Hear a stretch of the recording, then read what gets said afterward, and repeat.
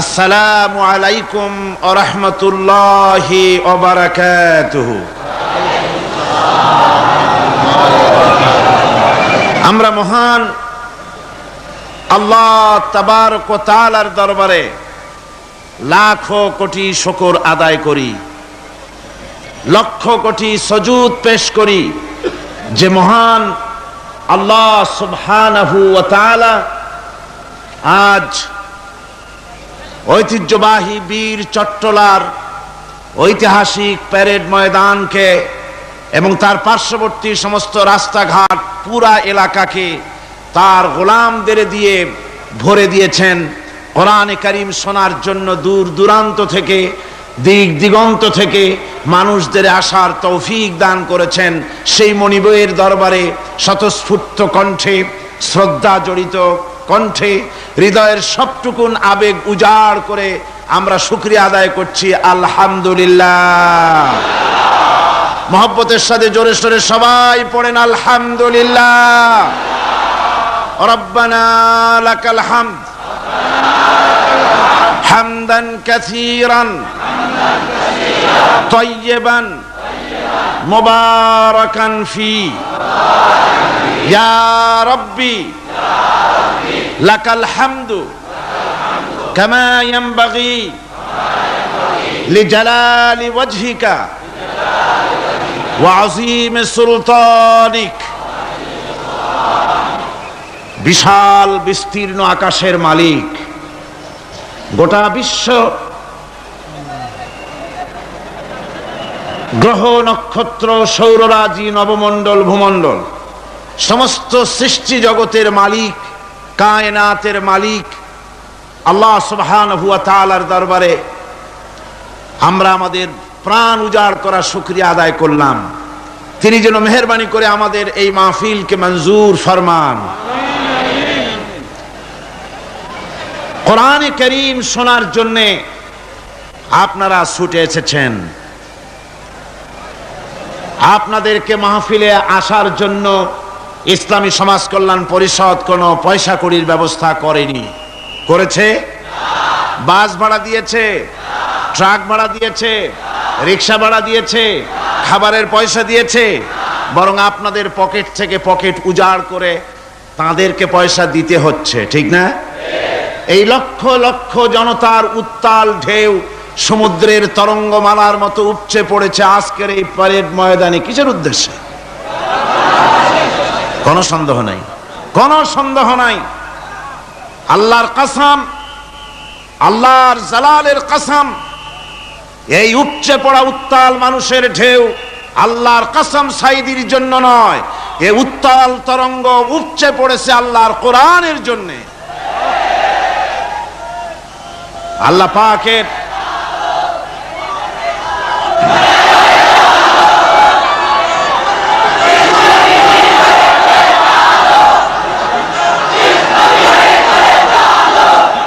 আজকের গোটা পৃথিবীর বুকে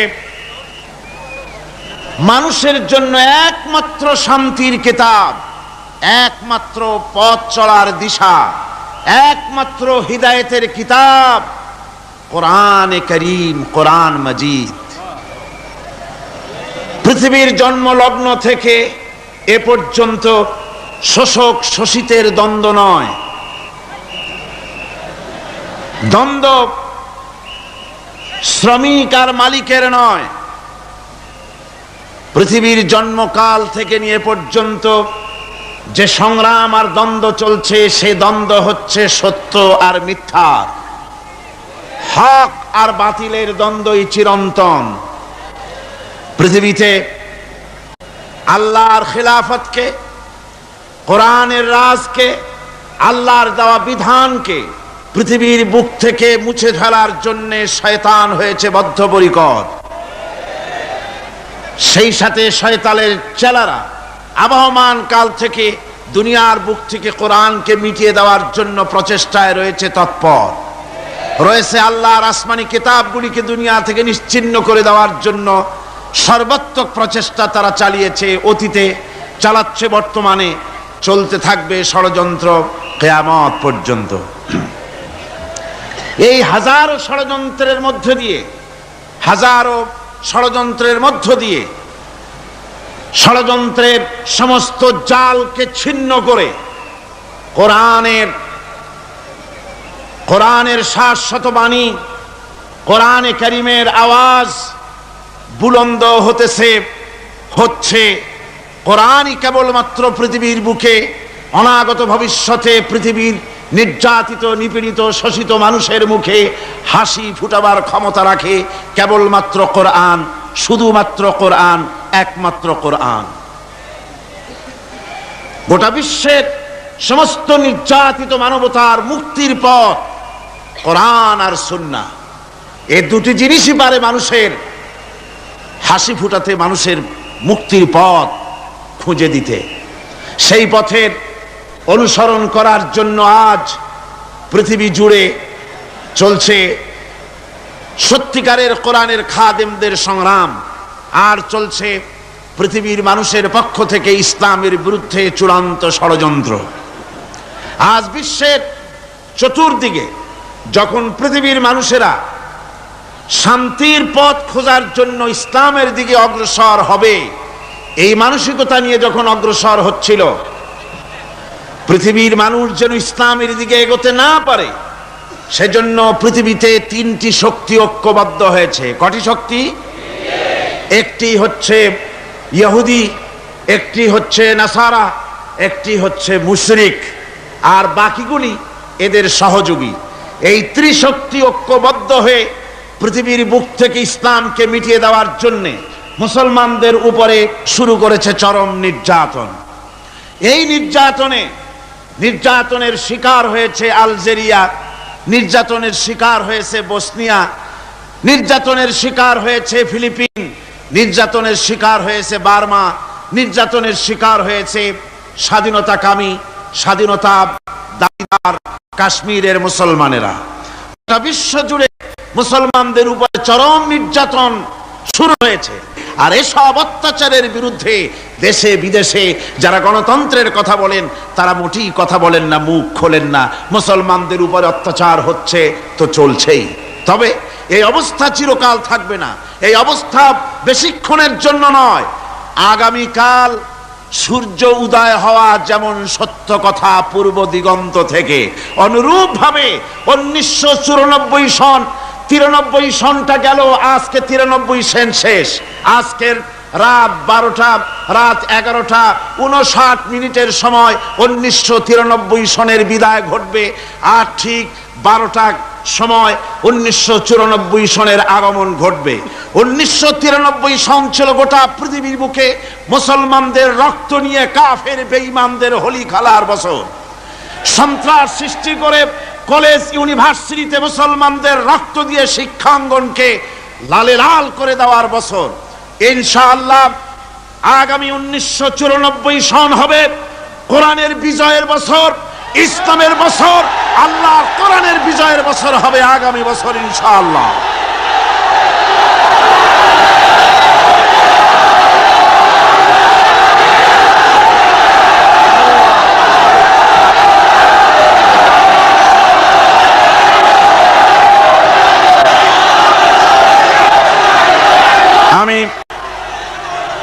আসুন কোরআনে কারীম থেকে আমরা সে কথাগুলি আলোচনা করি। আমরা আপনাদের সামনে আলোচনা করেছি বিগত 4 দিন কোন সূরা? সূরা আর রহমান। দয়ার সাগর যিনি, তার সূরাই আমরা আলোচনা করছি এবং তার থেকে আমরা সাহায্য কামনা করি। আজকে আসুন আমরা শয়তানের ওয়াসওয়াসা থেকে আল্লাহ পাকের কাছে পানাহ চেয়ে নিয়ে যথারীতি কোরআন থেকেই সরাসরি আলোচনা শুরু করি। আমরা শুরু করছি। আর রহমানু আল্লামাল কুরআন খালাকাল ইনসানা আল্লামাহুল বায়ান আশ-শামসু ওয়াল কমারু বিহুসবান ওয়ান নাজমু ওয়াশ-শাজারু ইয়াসজুদান والسماء رفعها ووضع الميزان ألا تطغوا في الميزان وأقيموا الوزن بالقسط ولا تخسروا الميزان والأرض وضعها للأنام فيها فاكهة والنخل ذات الأكمام والحب ذو العصف والريحان فبأي آلاء ربكما تكذبان صدق الله العظيم সূরা আর-রহমান আমরা আপনাদের সামনে আলোচনা করেছিলাম প্রথম দিনে আল্লাহ পাকের রহমান, তার রহমানিয়ত সম্পর্কে, তার দয়া সম্পর্কে বলেছিলাম। গোটা বিশ্ব চরাচরে, গোটা সৃষ্টি জগতে যা কিছু করুণা আল্লাহর, যা কিছু দয়া আল্লাহর, সবচাইতে বড় দয়া, সবচাইতে বড় করুণা, সবচাইতে বড় রহমত যে তিনি মানুষকে কোরআন শিক্ষা দিয়েছেন, আমাদেরকে কোরআন দান করেছেন। এটি হচ্ছে সবচাইতে বড় রহমত। এরপরে দ্বিতীয় দিন আল্লামাল কোরআন এর ব্যাখ্যা করতে গিয়ে দ্বিতীয় দিনে আমরা বলেছি কোরআনে কারীমের পরিচিতি। তৃতীয় দিনে ওই একই আয়াতের ব্যাখ্যা দিতে গিয়ে আমরা বলেছি কোরআনের বৈশিষ্ট্য, কোরআনে কারীমের মর্যাদা, কোরআনে কারীমের নাজিলের উদ্দেশ্য। চতুর্থ দিনে আমরা আপনাদের সামনে আলোচনা করেছি ওই একই আয়াতের আল্লামাল কোরআন, একই আয়াতের ব্যাখ্যা করতে দিয়ে কোরআনে কারীমের দাওয়াত, কি জন্য কোরআন পৃথিবীতে এসেছে, দাওয়াতটা কি। সে দাওয়াত ছিল তাওহীদকে প্রতিষ্ঠা করা, শিরককে বর্জন করা, আর জীবনের সকল ক্ষেত্রে আল্লাহর গোলামি কায়েম করে নেওয়া, আল্লাহর গোলামি জীবনের সকল ক্ষেত্রে মেনে নেওয়া। এ কথাগুলি গতকাল পর্যন্ত আমরা আলোচনা করেছি। দুটি আয়াতে আমাদের মানে খুবই ছোট্ট ছোট্ট দুটি বাক্যর মধ্যে আমাদের গত 4 দিন চলে গিয়েছে। ওই যে বলেছিলাম আল্লাহ রাব্বুল আলামিন বলেছেন قُلْ لَوْ كَانَ الْبَحْرُ مِدَادًا لِكَلِمَاتِ رَبِّي لَنَفِدَ الْبَحْرُ قَبْلَ أَن تَنفَدَ كَلِمَاتُ رَبِّي وَلَوْ جِئْنَا بِمِثْلِهِ مَدَدًا। আল্লাহ রাব্বুল আলামিন বলেন, নবী আপনি বলুন, আমার রবের কথাগুলি যদি লেখার জন্যে সমস্ত সমুদ্রের পানিগুলি যদি একত্রিত করে কালি বানাইয়া লেখা শুরু হয়ে যায়, সমুদ্রের সমস্ত পানিগুলি সব শেষ হয়ে যাবে, আমার আল্লাহ পাকের, আমার রবের কালেমার ব্যাখ্যা লেখা শেষ হবে না। আজিম কিতাব আমরা পেয়েছি, আলহামদুলিল্লাহ। কোন খুশি হয়ে বলেন আলহামদুলিল্লাহ। এমন এক আজিম কিতাব, বিরাট কিতাব, সম্মানিত কিতাব আমরা পেয়েছি। আশা করি গত 4 দিনের কথাগুলি আমাদের হৃদয়ের কন্দরে অঙ্কিত হয়ে থাকবে, স্মৃতিপটে ভাস্বর হয়ে থাকবে, যার দ্বারা আগামী দিনগুলি আমরা আমাদের জীবনকে সুন্দর করতে পারবো, মার্জিত করতে পারবো, কোরআনে কারীমের আলোকে জীবন গড়তে পারবো। আল্লাহর কাছে তৌফিক চাই, সবাই বলুন আমিন। আজকে আপনাদের সামনে আলোচনা করতে চাই খালাকাল ইনসান আল্লামাহুল বায়ান। তিনি মানুষ সৃষ্টি করেছেন। আজকে আপনাদের সামনে বলা হবে মানব সৃষ্টি রহস্য। আল্লাহ পাক যেহেতু সৃষ্টিকর্তা, তিনি সৃষ্টি করেছেন। আমাদেরকে কে সৃষ্টি করেছেন বলুন? সকলে বলুন, আমাদের স্রষ্টা কে? তিনি আমাদেরকে সৃষ্টি করেছেন। যেহেতু তিনি আমাদের সৃষ্টি করেছেন, সেহেতু আমাদের সঠিক রাস্তা, সঠিক পথ বলে দেওয়ার দায়িত্ব কার? সেই আল্লাহ পাকের। যেহেতু সৃষ্টি করেছেন তিনি, রাস্তা বলে দেওয়ার দায়িত্ব সেই আল্লাহ পাকের। কোরআন মাজিদে এই কথাটি অনেক জায়গায় আল্লাহ পাক বলেছেন।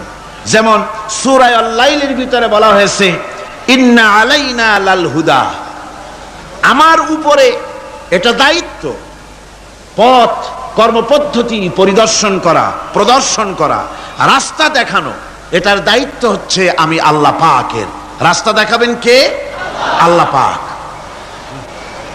অনেকে বলে যে আল্লাহ পাক কি রাস্তা দেখাবেন? কি হয়েছে ভাই? ভিডিও শুনলে একটু বসুন, একটু বসুন, আমি বলি শোনেন আপনারা। বিষয়টা হচ্ছে, আমি বুঝতে পেরেছি আপনাদের অসুবিধা এতটুকুন যে আপনারা আমাকে দেখতে পাচ্ছেন না। তবুও আমি মাঝে মধ্যে ওই ভিডিওর এপাশ ওপাশ করব যাতে করে দেখতে পান। ভিডিওটা সরাবার জন্য অনুরোধ করবেন না, কারণ এই ভিডিওর মাধ্যমে আপনারা তো সরাসরি তাফসীর শুনছেন আর দেখছেন। এই ভিডিওর মাধ্যমে গোটা পৃথিবীতে বাংলাদেশি মুসলমান দুনিয়ায় যত জায়গায় আছে, এই ভিডিও চলে যাচ্ছে ইউরোপে, আমেরিকায়, মধ্যপ্রাচ্যে। আর এর দ্বারা অনেক ইহুদি, অনেক খ্রিস্টান, অনেক বৌদ্ধ, অনেক হিন্দু, অনেক মজুসি ইসলাম কবুল করার সুযোগ পাচ্ছে। বলেন রব্বানা লাকাল হামদ। একটুখানি আমাকে না দেখার এই কষ্টটুকুন বরদাস্ত করুন, একটু ধৈর্য ধরুন। তবু আমি আপনাদেরকে উকি ঝুঁকি মারবো যেন দেখতে পান। আপনাদের এই ধৈর্যের কারণে আল্লাহ সুবহানাহু ওয়া তাআলা আপনাদেরকে মেহেরবানি করবেন, আপনাদেরকে রহমত করবেন। আমরা সবাই বলি আমিন। ভাইরা আমার, আল্লাহ পাক পথ দেখিয়েছেন, আল্লাহ পাক রাস্তা দিয়েছেন। মরুভূমির ভিতরে যে রব্বুল আলামিন পথের নিশানা তৈরি করে দিলেন, যেখানে গভর্নমেন্ট রাস্তা বানাতে পারে না, মরুভূমির ভিতরে যিনি পথের নিশানা বানালেন মানুষ যেন না হারায়। যে আল্লাহ রাব্বুল আলামিন দুর্গম পাহাড়ির ভিতরে গিরিপথ তৈরি করে দিলেন, মানুষ যেন হারায় না যায়। সমুদ্রের ভেতরে নাবিকরা দিনের বেলায় সূর্যের আলো দেখে পথ চলে, রাতের আধারে সে যেন গভীর সমুদ্রের ভিতরে হারায় না যায়। আল্লাহ তাই আকাশের ভিতরে তারকা মণ্ডলী খচিত করে রেখেছেন। সমুদ্রের নাবিকেরা, জাহাজের নাবিকেরা তারকা দেখে দেখে পথ নির্ণয় করে নেন। যে মাবুদ রাস্তা বানালেন জঙ্গলের ভিতরে, পাহাড়িয়া এলাকার ভিতরে, যে মহান প্রভু রাস্তা বানালেন, নিশানা বানালেন মরুভূমির ভিতরে, যিনি রাস্তা দেখায় দিলেন গভীর সমুদ্রের ভেতরে, সেই আল্লাহ রাব্বুল আলামিন। আমরা দুনিয়ার বুকে মানুষেরা অন্ধকারে মরবো, রাস্তা হবে না, এমনটি তো হতেই পারে না। আল্লাহ রাব্বুল আলামিন আমাদের জন্য রাস্তা বানাইছেন। মহান আল্লাহ রাব্বুল আলামিন বলেন, ওয়া আলাল্লাহি কাসদুস সাবিলি ওয়া মিনহা জাইরুন। আল্লাহ পাক বলেন, সোজা রাস্তা, সোজা পথ বলে দেওয়ার দায়িত্ব আমি আল্লাহর। যেখানে রয়েছে অসংখ্য বাঁকা পথ, অসংখ্য বাঁকা পথ যেখানে, যে পৃথিবীতে, সেখানে সোজা রাস্তা বলে দেওয়ার দায়িত্বটা কার? জোরে বলেন কার? আল্লাহ শুধু সৃষ্টি করেন না, সৃষ্টি করেন, শিক্ষা দেন, পথ বলে দেন, পথটাও বাকি রাখেন না, পথটাও তিনি বলে দিয়ে দেন। হযরতে মূসা আলাইহিস সালামের কাছে ফেরাউন প্রশ্ন করলো, তুমি যে রবের দাবি করছো যে একজন রব আছেন, সে রবের পরিচয় কি? তোমার সেই রব কে? হযরতে মূসা আলাইহিস সালাম যে জবাবটা দিলেন, কি সুন্দর জবাব! এক কথার ভিতরে সমস্ত কথা সন্নিবেশিত হয়ে গেছে। ফেরাউনের প্রশ্নের জবাবে রব কে, এ কথার জবাব দেওয়া যায়, হাজার হাজার পৃষ্ঠা লেখা যায়। রবকে, তার পরিচিতি। আমি যদি এখন শুধু রব শব্দের ব্যাখ্যা করি, তাফসীর করি, রাত শেষ হয়ে যেতে পারে, ইনশাআল্লাহ ব্যাখ্যা দেওয়া যাবে। কিন্তু মূসা আলাইহিস সালাম কি সুন্দর একটা জবাব দিয়া দিলেন রবকে। শোনো, রব্বুনাল্লাযী আ'তা কুল্লা শাইইন খালকাহু সুম্মা হাদা। রব হচ্ছেন সেই, আমার প্রভু হচ্ছেন তিনি, যিনি সমস্ত সৃষ্টিকে, সমস্ত মাখলুকাতকে যিনি সৃষ্টি করেছেন, আর সৃষ্টি করার পর তার চলার জন্য পথ তৈরি করে দিয়েছেন। তিনি হচ্ছেন আল্লাহ পাক, যিনি সৃষ্টি করেন আর পথের দিশা দেন। তিনি হচ্ছেন আল্লাহ পাক, তিনি হচ্ছেন রব। শুধু বানান না, বানাবার পরে তার প্রয়োজনটাও মিটায় দেন। আল্লাহ পাক সেই আল্লাহ বলছেন, খালাকাল ইনসানা আল্লামাহুল বায়ান। তিনি মানুষ সৃষ্টি করেছেন। আমি সম্ভবত দ্বিতীয় দিনে আপনাদেরকে বলেছিলাম, মানুষ বানর থেকে আসে নাই, মানুষ ওরাং ওটাং থেকে আসে নাই, মানুষ শিম্পাজি থেকে আসে নাই, মানুষ বাঁদরের গোষ্ঠী নয়, মানুষ এসেছে মাটি থেকে, আদম থেকে। মানুষের পূর্বপুরুষ হচ্ছেন হযরতে আদম আলাইহিস সালাম। মানুষের পূর্বপুরুষ কে? আদম আলাইহিস সালাম। আর মানুষের পূর্বপুরুষ হচ্ছেন আদম আলাইহিস সালাম, আর তার উৎপত্তি হচ্ছে মাটি থেকে। মানুষ এসেছে আদম থেকে, আদম এসেছে মাটি থেকে। এখন আল্লাহ পাক বলছেন যে আমি হচ্ছি তোমার স্রষ্টা, আমি তোমাকে বানাইছি। কোরআনে কারীমের কথা এভাবে বলছে, কাইফা তাকফুরুনা বিল্লাহি ওয়া কুনতুম আমওয়াতান ফাহিয়াকুম সুম্মা ইউমীতুকুম সুম্মা ইউহয়ীকুম সুম্মা ইলাইহি তুরজাউন। হে মানুষ, তোমরা কিভাবে কুফরি করো, অস্বীকার করো, আল্লাহর সাথে নাফরমানি করো? কিভাবে করো? যে আল্লাহ তুমি ছিলে মৃত্যু, তোমাকে আল্লাহ পাক জিন্দা করেছেন। এই জিন্দা থেকে আবার মৃত্যু করবেন, আবার মৃত্যু থেকে তোমাদেরকে জিন্দা করবেন, আবার সেই আল্লাহর কাছে তোমাদেরকে ফিরে আসতে হবে। সুতরাং মানুষ জন্মের পূর্বে সব মৃত্যু ছিল, এ কথা তো আজ বিজ্ঞানসম্মত কথা, বৈজ্ঞানিক সত্য কথা। মানুষ জন্মের আগে মৃত্যু ছিল। কিভাবে? মানুষের উৎপত্তি কোত্থেকে এলো? কোরআনে কারীম তা পরিষ্কার করে বলছে। তোমাকে কিভাবে সৃষ্টি করেছে তুমি দেখো। সন্তান মায়ের জরায়ুতে আসার পূর্বে সে ছিল পিতার শুক্রকীট আর মায়ের ডিম্বাণু, অর্থাৎ স্পার্মটোজন এবং ওভাম, এই দুটি জিনিসের মধ্যে সে বিভক্ত ছিল। মায়ের বক্ষপিঞ্জর এবং পিতার পৃষ্ঠদেশ থেকে সবেগে নির্গত এক ফোঁটা পানি দিয়ে আমি আল্লাহ পাক তোমাকে সৃষ্টি করেছি। কোরআনে কারীম বলছে, হাল আতা আলাল ইনসানি হিনুম মিনাদ দাহরি লাম ইয়াকুন শাইআম মাযকুরা। মানুষের জীবনে কি এমন এক সময় এসেছিল না যখন সে উল্লেখযোগ্য বিষয় বস্তু হিসাবে পরিগণিত ছিল না? তোমার নাম ছিল না, পরিচয় ছিল না, কিছুই ছিল না, দুনিয়ার কেউ তোমাকে জানতো না, শুনতো না। আমি আল্লাহ পাক তোমাকে সৃষ্টি করেছি। তুমি কোত্থেকে এলে? কোরআনে কারীম থেকে তা জেনে নাও। আল্লাহ রাব্বুল আলামিন বলেন, ইন্না খালাকনাকুম মিন তুরাবিন সুম্মা মিন নুতফাতিন সুম্মা মিন আলাকাতিন সুম্মা মিন মুদগাম। আমি রব্বুল আলামিন তোমাকে সৃষ্টি করেছি, মাটির উপাদান দিয়ে তৈরি করলাম। মা বাপের, পুরুষের স্পার্মটোজন আর মহিলাদের ওভাম দুটোতে মিলে মায়ের গর্ভের ভিতরে নাপাক পানি ফোঁটাকে জমাট রক্তে পরিণত করে দিলাম। এই জমাট রক্তকে গোশত বানালাম, কচি কচি হাড় দিয়ে একটা বডি, একটা স্ট্রাকচার তৈরি করলাম। তারপরে ফাকাসাউনাল ইযামা লাহমা, গোশত দিয়ে, রগ দিয়ে, চামড়া দিয়ে সুন্দর করে ছাউনি দিয়া মায়ের গর্ভের ভিতরে আমি আল্লাহ রব্বুল আলামিন তোমাকে বানাইছি। মায়ের পেটের ভিতরে ফি কারারিম মাকিন, একটি সুরক্ষিত জায়গায় তোমাকে আমি রেখে দিলাম, যেখানে কোনো রোগ, কোনো জার্ম যেখানে পৌঁছতে পারবে না, কোনো অসুবিধা হবে না। এমন একটা জায়গায়, এমন একটা ইন্টেনসিভ কেয়ার ইউনিটের ভিতরে রেখেছি। সুবহানাল্লাহি ওয়া বিহামদিহি। একটা ইন্টেনসিভ কেয়ার ইউনিট, যেখানে কোনো রকমের কোনো জার্ম প্রবেশ করে বা করবার কোনো ক্ষমতা নাই কারো।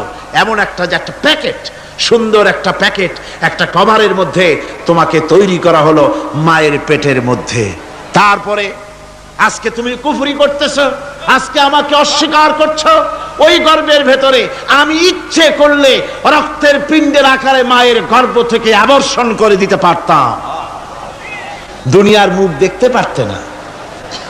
মায়ের পেটের ভেতর থেকে মরা সন্তান হিসাবে বের করে দিতে পারতাম, বিকলাঙ্গ করে বের করে দিতে পারতাম, পঙ্গু করে বের করতে পারতাম। পারতেন না? আল্লাহ রাব্বুল আলামিন বলেন কেমনে বানালাম? খলাকাল ইনসান, মানুষ আমি সৃষ্টি করেছি মায়ের পিঠের ভিতরে বসে। যখন ক্ষুধার উদ্রেক হলো, রুহু যখন এসে গেল, ক্ষুধা লাগলো, খাবারের প্রয়োজন হলো, আমি কেমনে খাওয়ালাম?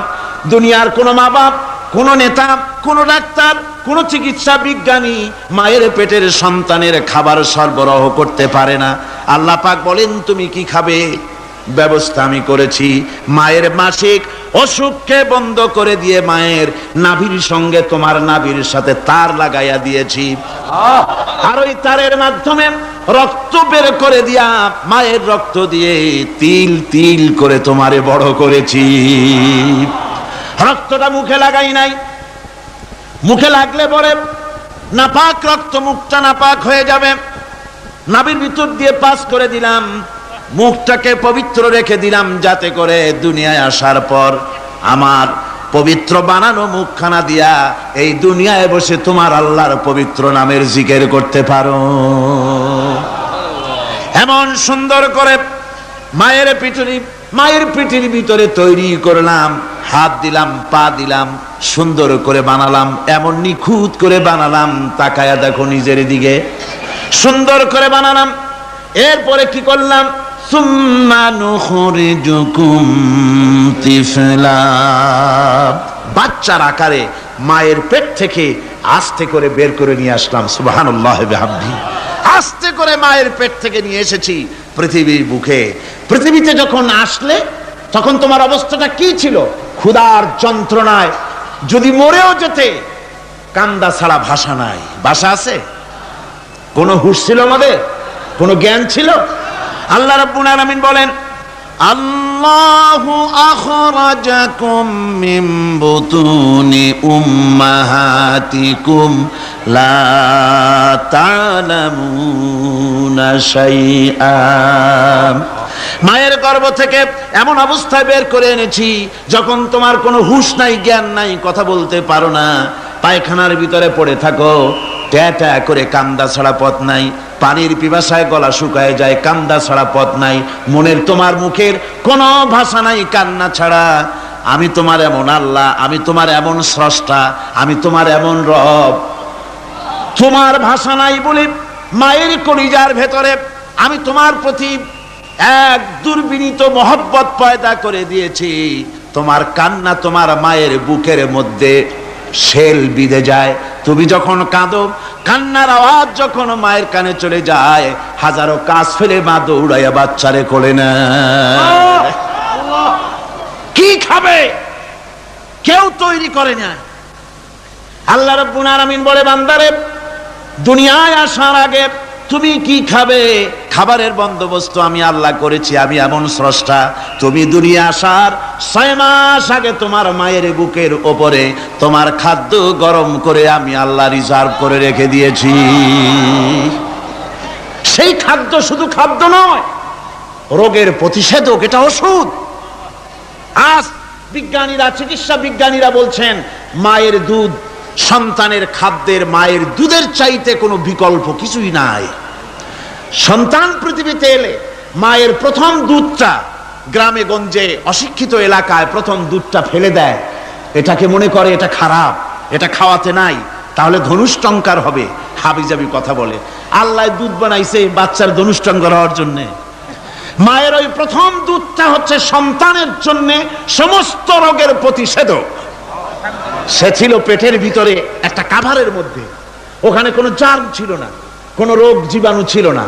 ও পৃথিবীতে এসেছে যেখানে অক্সিজেনের ভেতরে জার্ম রয়েছে, বাতাসের ভিতরে জার্ম রয়েছে, যার পরিবেশটা খারাপ হয়ে আছে, মানুষের শ্বাস প্রশ্বাসে নিঃশ্বাসে হাজারো রোগ জীবাণু ঘুরছে। এই রকমের একটা পৃথিবীতে এসেছে।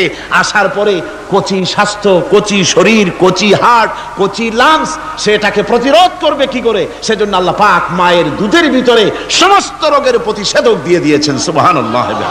আজকের বিজ্ঞানীরা তা স্বীকার করেছেন। অনেক মা তার সন্তানকে দুধ দেন না, নিজের শরীর স্বাস্থ্য ভালো রাখার চিন্তা করে বাচ্চাকে দুধ খাওয়ান না। এটা অত্যন্ত নির্মম কাজ। বাচ্চাকে দুধ খাওয়ালে বাচ্চার সাথে মায়ের মহব্বত বাড়ে। ইউরোপে, আমেরিকায় মাকে মা বলে ডাকে না, বাপকে শ্রদ্ধা করে না, সম্মান করে না। তার কারণ সেখানে মায়েরা তার সন্তানদেরকে কোলে নেয় না, সন্তানদেরকে ফিডার খাওয়ায়। আর আমি নিজের চোখে দেখেছি মায়েরা ইউরোপে, আমেরিকায় যখন শপিং এ আসে, তখন রাস্তায় যখন আসে, তখন ওই পুশ চেয়ার গুলিতে বাচ্চাকে শোয়াইয়া বাচ্চা এভাবে পুশ চেয়ারে করে ঠেলে নিয়ে যায়, আর কুত্তার বাচ্চাগুলি কোলে করে ঘুরে বেড়ায়। কুত্তার বাচ্চা কোলে নেয়, নিজের বাচ্চা পুশ চেয়ারে করে ঠেলে। সেই জন্য মায়ের প্রতি সন্তানের মহব্বত হয় না, সন্তানেরও মায়ের প্রতি কোনো শ্রদ্ধা জাগে না। আল্লাহর কি ব্যবস্থা, মায়ের কলিজার মধ্যে মহব্বত পয়দা করে দিয়েছেন আল্লাহ পাক। মায়ের বুকের দুধের ভিতরে আল্লাহ রাব্বুল আলামিন, আল্লাহ পাক বলছেন, আমি মানুষ সৃষ্টি করেছি আর তার সমস্ত প্রয়োজন মিটিয়েছি, তার খাবারের সব প্রয়োজন মিটিয়ে দিয়েছি। দুধটাকে ঘন করি নাই হজম করতে পারবে না বলে, ওই দুধটা সামান্য পাতলা করে দিয়েছি, ওর ভিতরে সামান্য মিষ্টি দিয়েছি। দুধের বোটার ভিতরে একটা ছিদ্র দিলে, চোষা মারলে পরে অনেকগুলি দুধ বেরিয়ে এসে গলাটা আটকে যেত, তোমার কচি কণ্ঠ গলা আটকে যেত, শ্বাস করতে পারতে না। এজন্য মায়ের স্তনের বোটার ভিতরে সূক্ষ্ম সূক্ষ্ম 32টা ছিদ্র করে আস্তে করে দুধ বার করে তোমার জীবন আমি বাঁচাইছি। খলাকাল ইনসান, মানুষ সৃষ্টি করেছি আমি আল্লাহ পাক। সুতরাং যে আল্লাহ পাক এ মানুষ সৃষ্টি করলেন আর মায়ের কলিজার ভিতরে মোহব্বত পয়দা করে দিলেন, সে আল্লাহ পাক বলছেন, খবরদার ওই মাকেও যেন আবার ভুলে যেও না। মাকে সম্মান করে করো, মা বাপকে মোহব্বত করো, তাদেরকে শ্রদ্ধা করো। বউ পাইয়া, সুন্দরী স্ত্রী পেয়ে মায়ের কথা ভুলে যেও না। অনেক সাহেব আছে মায়ের কথা ভুলে যায়, স্ত্রীর কথা অনুযায়ী মায়ের উপর অত্যাচার করে, এরকমও বহুত আছে। আল্লাহ পাক বলছেন, শোনো, وَقَضَى رَبُّكَ أَلَّا تَعْبُدُوا إِلَّا إِيَّاهُ وَبِالْوَالِدَيْنِ إِحْسَانًا।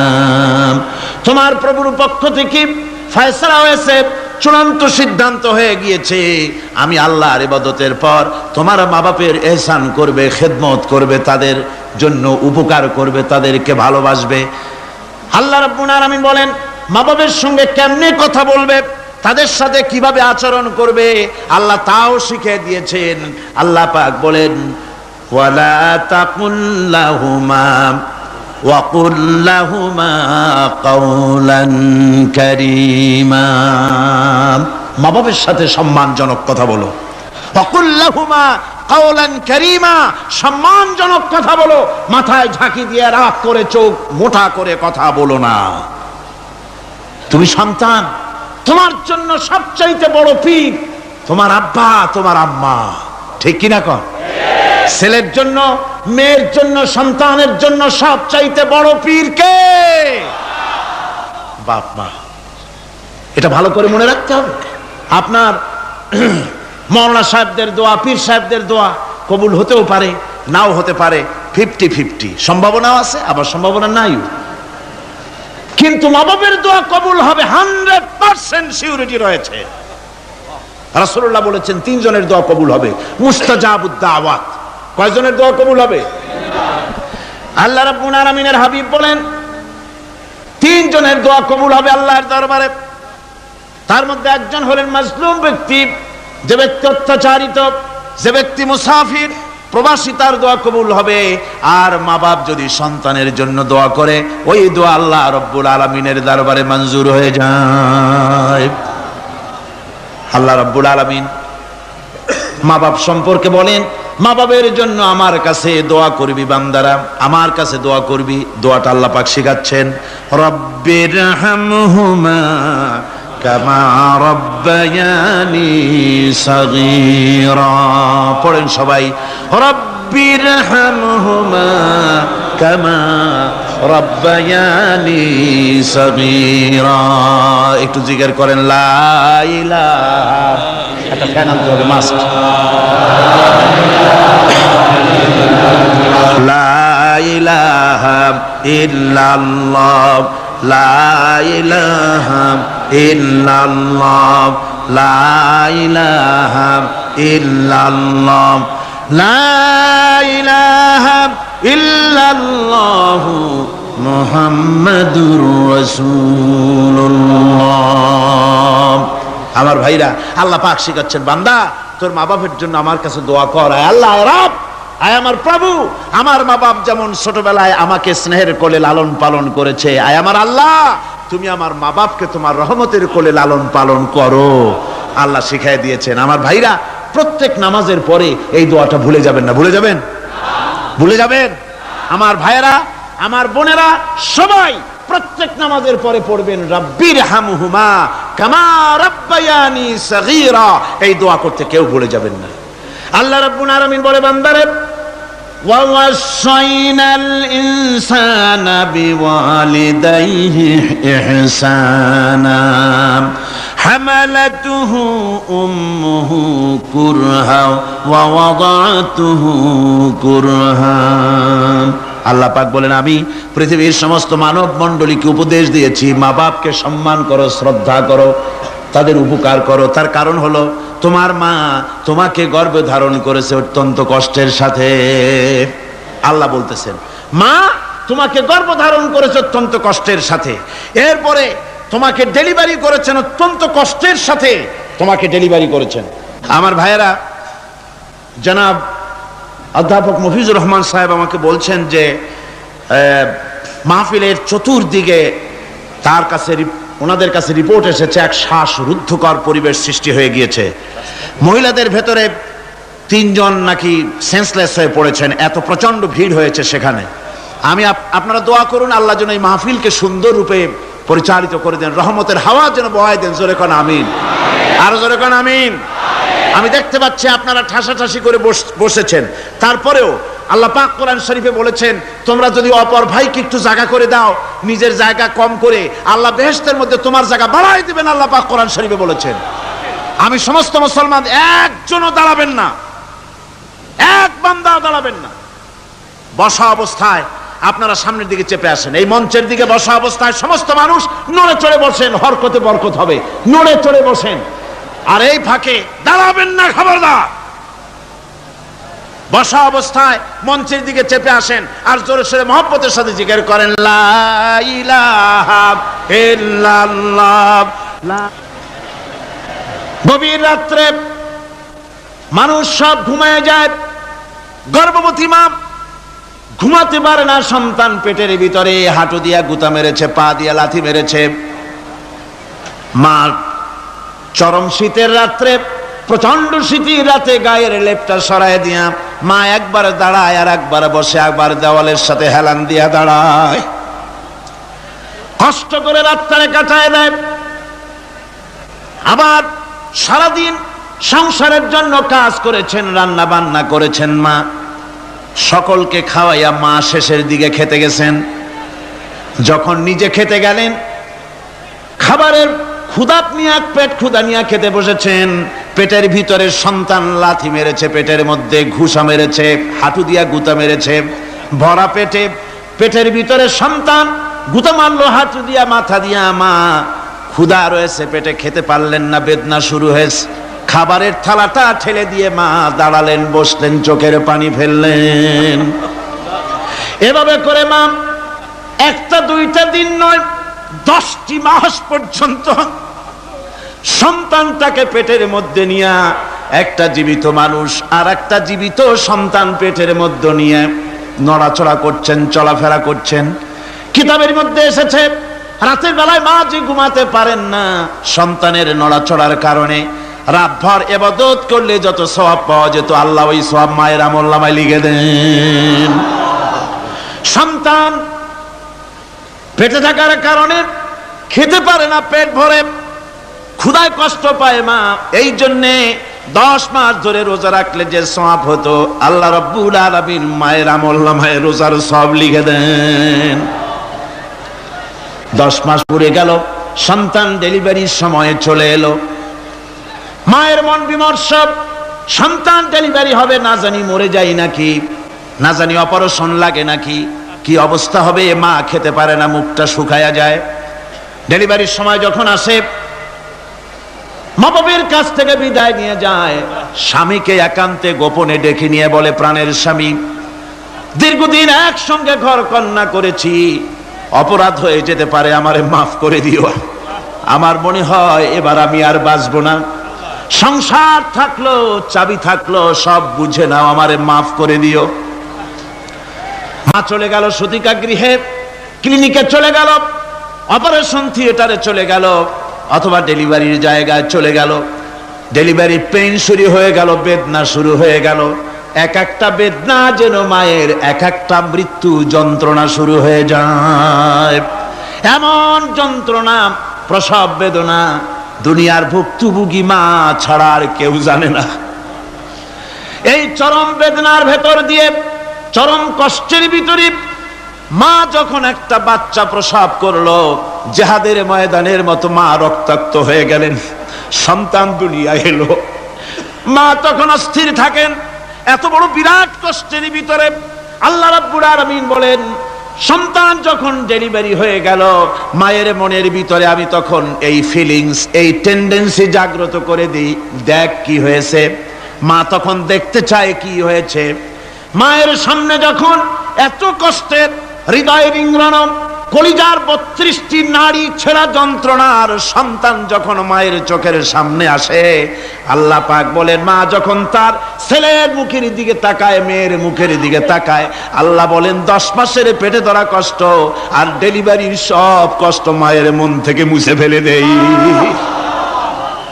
আল্লাহ রাব্বুল আলামিন বলেন, খবরদার দুনিয়ার মানুষ, এমন মায়ের সাথে নাফরমানি করবি না, এ মায়ের সাথে নাফরমানি করবি না, মাকে সম্মান করবি, মার কাছে দোয়া চাবি। দুনিয়ায় যদি সম্মান চাও, রিজেক্ট চাও, মায়ের পায়ে ধরে কাঁদো। মায়ের জাতি অনেক সম্মান তার। রাসূল করিম সাল্লাল্লাহু আলাইহি সাল্লামকে প্রশ্ন করা হয়েছে, হুজুর খেদমত করব কার? হুজুর কয় মায়ের। তারপরে কার? হুজুর কয় মায়ের। তারপরে কার? হুজুর বলেন মায়ের। তারপরে কার? তোমার পিতার। 3 গুণ, তোর মায়ের মর্যাদা 3 গুণ বেশি, তোর বাপের চাইতে মর্যাদা বেশি। সুবহানাল্লাহ পড়েন। আর আজকে ইসলামের শত্রুরা তারা বলে যে ইসলাম নারীর অধিকার আদায় করে নাই। নারীর অধিকার ইসলাম দেয় নাই তো কে দিয়েছে? আমার বন্ধুগণ, বিশ্বনবী জনাব মুহাম্মদ রাসূলুল্লাহ সাল্লাল্লাহু আলাইহি ওয়াসাল্লাম মসজিদে নববীর ভিতরে বসে আছেন। এক বৃদ্ধা মহিলা মসজিদের মধ্যে প্রবেশ করলেন। হুজুর বৃদ্ধাকে দেখে দাঁড়ায় গেলেন, বিশ্বনবী বুড়ি মেয়ে লোককে দেখে দাঁড়ায় গেলেন। আল্লাহর নবী বুড়িকে দেখে দাঁড়ালেন। বুড়ি যখন কাছে এলেন, আল্লাহর নবী নিজের গায়ের চাদর বুড়ির জন্য বিছায়া দিলেন। বুড়ি বসলেন। এরপরে কথাবার্তা সারার পর বুড়ি যখন বিদায় হবেন, হুজুর আবার দাঁড়ালেন। বুড়ি মহিলা চলে গেলেন। সাহাবায়ে কেরাম বলেন, ইয়া রাসূলুল্লাহ, কিছুই বুঝলাম না, একজন বৃদ্ধা মহিলার জন্য বিশ্বনবী দাঁড়ান আর গায়ের চাদর বিছান, আমরা বড় আশ্চর্য হয়ে গেলাম। নবীজি বলেন, ও আমার সাহাবীরা, তোমরা জানো না, এই মহিলাকে চিনতে পারো নাই। আমি আমার মায়ের দুধ আমার জীবনে কিসমতে তেমন হয় নাই। আমি আমার মায়ের দুধ তেমন কিসমতে পাই নাই। যার বুকে দুধ খেয়ে, যার কোলে কাখে চড়ে আমি বড় হয়েছি, আমার সেই দুধ মা, ইনি হযরতে হালিমাতুস সাদিয়া, আমার সেই দুধ মা। রাসূলুল্লাহ নিজে সম্মান দিয়েছেন মায়ের। খবরদার মাকে অসম্মান করবেন না, মাকে সম্মান করবেন, মাকে শ্রদ্ধা করবেন। আমার বন্ধুগণ, আলেম ওলামা পীর বুজুর্গদের জন্য হাদিয়া তো দেন, আপনারা কোনো নিষেধ নাই, দেন। হাদিয়া দেওয়াও সুন্নত, নেওয়াও সুন্নত, দিবেন, আমি কোনো নিষেধ করি না। কিন্তু আমি বলতে চাই, পীর বুজুর্গদের কাছে, আলেম ওলামাদের কাছে হাদিয়া দিয়া আল্লাহরে যত না খুশি করতে পারবেন, এই ডালিম বেদানার মৌসুমে বেদানা একটা ভেঙে নিজ হাতে যদি মায়ের মুখে তুলে দেন, আল্লাহর আরশ খুশি হয়ে যাবে, আল্লাহর আরশ আজিম খুশি হয়ে যাবে, আল্লাহ পাক খুশি হয়ে যাবেন। মায়ের খাওয়াও, বাপকে খাওয়াও, তোমার সবচেয়ে বড় পীর তিনি। সুবহানাল্লাহ পড়ে, সুবহানাল্লাহ। মা বাপ যদি একটু দোয়া করে দেয় তোমার জিন্দেগির কাম শেষ। একটু বদদোয়া করলে জাহান্নামে যাবা। কোন পীর সাহেব বদদোয়া করলে জাহান্নামে যাবে এমন কথা নয়। কোন মাওলানা বদদোয়া করলে দোজখে যাবে এমন কথা নয়। রাসূল বলেছেন হুমা জান্নাতুকা ওয়া নারুকা। মা বাপ তোমার বেহেশত, মা বাপ তোমার জাহান্নাম। মা বাপ যদি অসন্তুষ্ট হয় দোজখে যাবি, আর মা বাপ যদি খুশি আল্লাহর জান্নাতে চলে যাবি। সুবহানাল্লাহ, সুবহানাল্লাহ, সুবহানাল্লাহ। মায়ের পায়ের তলে তোর বেহেশত। আমরা পুরুষ, আমাদের গত বছরও বলেছি, আমরা পুরুষ, আমাদের পায়ের তলে জুতা। আমাদের পায়ের তলে কি? শুধু জুতা। আর আমার মা, আমার মায়ের জাতি যারা এই প্যান্ডেলে বসে আছেন, আমার মায়েরা বোনেরা, মায়ের জাতি যারা পৃথিবীতে, মায়ের জাতির পায়ের তলে আল্লাহর বেহেশত। সুবহানাল্লাহ। নারীর মর্যাদা ইসলাম দেয় নাই। কে দিয়েছে? আল্লাহ দিয়েছেন, আল্লাহ রাসূল দিয়েছেন। আমার বন্ধুগণ, হযরত বাইজিদ বুস্তামি, ছোট্ট বাচ্চা ছেলে, গভীর রাত্রে মা অসুস্থ, পানির পিপাসায় জেগে উঠেছেন। বাবারে পিপাসায় শেষ হয়ে গেলাম, পানি দাও। ছেলে ঘরের ভিতরে পানি না পেয়ে বাইরে দৌড়াদৌড়ি করলেন। অনেক দূর থেকে পানি নিয়ে এসে দেখেন মা ঘুমায় গেছেন। পানি নিয়ে দাঁড়ানো পৌষ মাস, মাঘ মাসের শীতের রাত, ফজরের সময় মায়ের ঘুম ভেঙে গেল। তাকিয়ে দেখেন বাইজিদ দাঁড়ানো, হাতে পানি থরথর করে কাঁপছে। জিজ্ঞাসা করে, বাইজিদ তুমি দাঁড়ানো কেন? ছোট্ট বাচ্চা বলে, মা পানি চেয়েছিলে তুমি গভীর রাত্রে, পানি ঘরে ছিল না, অনেক দূর থেকে আনতে হয়েছে। মা বলছে, ঘুমাও নাই কেন গ্লাস থুইয়া? বাচ্চা বলে, ঘুমাই নাই। তুমি যদি আবার পানি চাও, সময় মতো যদি দিতে না পারি, মা তোমার কষ্ট হবে। এই জন্য ফজর পর্যন্ত আমি দাঁড়ায় আছি, কখন তুমি পানি চাও।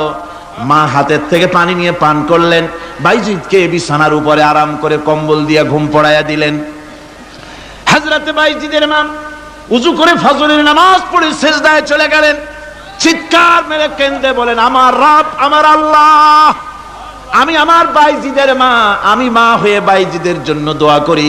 বাইজিদ আমার জন্য আজকে যা করেছে, আমি মা, আমার কলিজা ঠান্ডা হয়ে গেছে।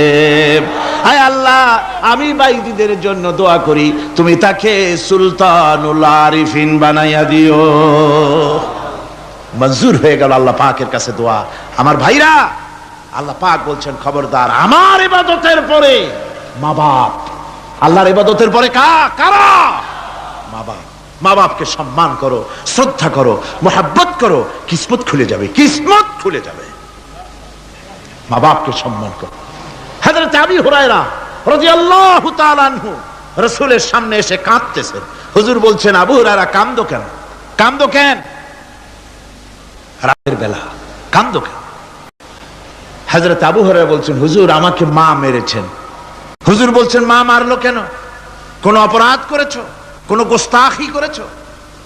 আবু হুরায়রা বলছেন, না হুজুর, কোন গোস্তাখি করি নাই, তবে মারলো কেন? হযরত আবু হুরায়রা বলছেন, হুজুর আমি আপনার দরবার থেকে ফিরতে রাত হয়ে গিয়েছিল। মা জিজ্ঞেস করলেন, আবু হুরায়রা এত রাত্রে কোথায় ছিলি? বললাম, আমি ছিলাম যে কদম চুমতে পারলে দুনিয়া ধন্য হয়, সেই দরবারে নববীর কদম মোবারক থেকে আসতে আমার দেরি হয়েছে। আমার মা মুশরিকা, আপনার নাম শুনে তার গায়ে আগুন জ্বলে উঠলো, আমাকে ধরে মারা আরম্ভ করলো। বলল, হয় আমার বাড়ি ছাড়বি, আর না হয় মুহাম্মদ সাল্লাল্লাহু আলাইহি ওয়াসাল্লামের দরবার ছাড়বি। আমি বললাম, আমার মা, তুমি বুড়ি মানুষ, তোমার গায়ে যত শক্তি আছে সমস্ত শক্তি দিয়ে আমারে পিটাও, আমারে মারো। মারতে মারতে আমাকে বাড়ি থেকে তুমি বের করে দাও। তোমার বাড়ি শুদ্ধ, তাম দুনিয়া ছেড়ে দিতে পারি, আল্লাহর নবীর কদম মোবারক ছেড়ে দিতে পারি না। হুজুর, আমার মা আমাকে গলা ধাক্কা দিয়ে বের করে দিয়েছেন। হুজুর বলছেন, আবু হুরায়রা, তোমার মা তোমাকে মেরেছে, তুমি আমার কাছে নালিশ করছো? আমার তো এখানে ইন্টারফেয়ার করার কিছুই নেই। সুবহানাল্লাহ, সুবহানাল্লাহ। মা তোমাকে মেরেছে, এখানে আমার করার কিচ্ছু নাই। বিশ্ব নবী বলছেন, এত বড় পাওয়ারফুল নবী, লেজিসলেটিভ পাওয়ার, সারে আল্লাহ তাকে বানিয়েছেন শরীয়ত প্রণেতা।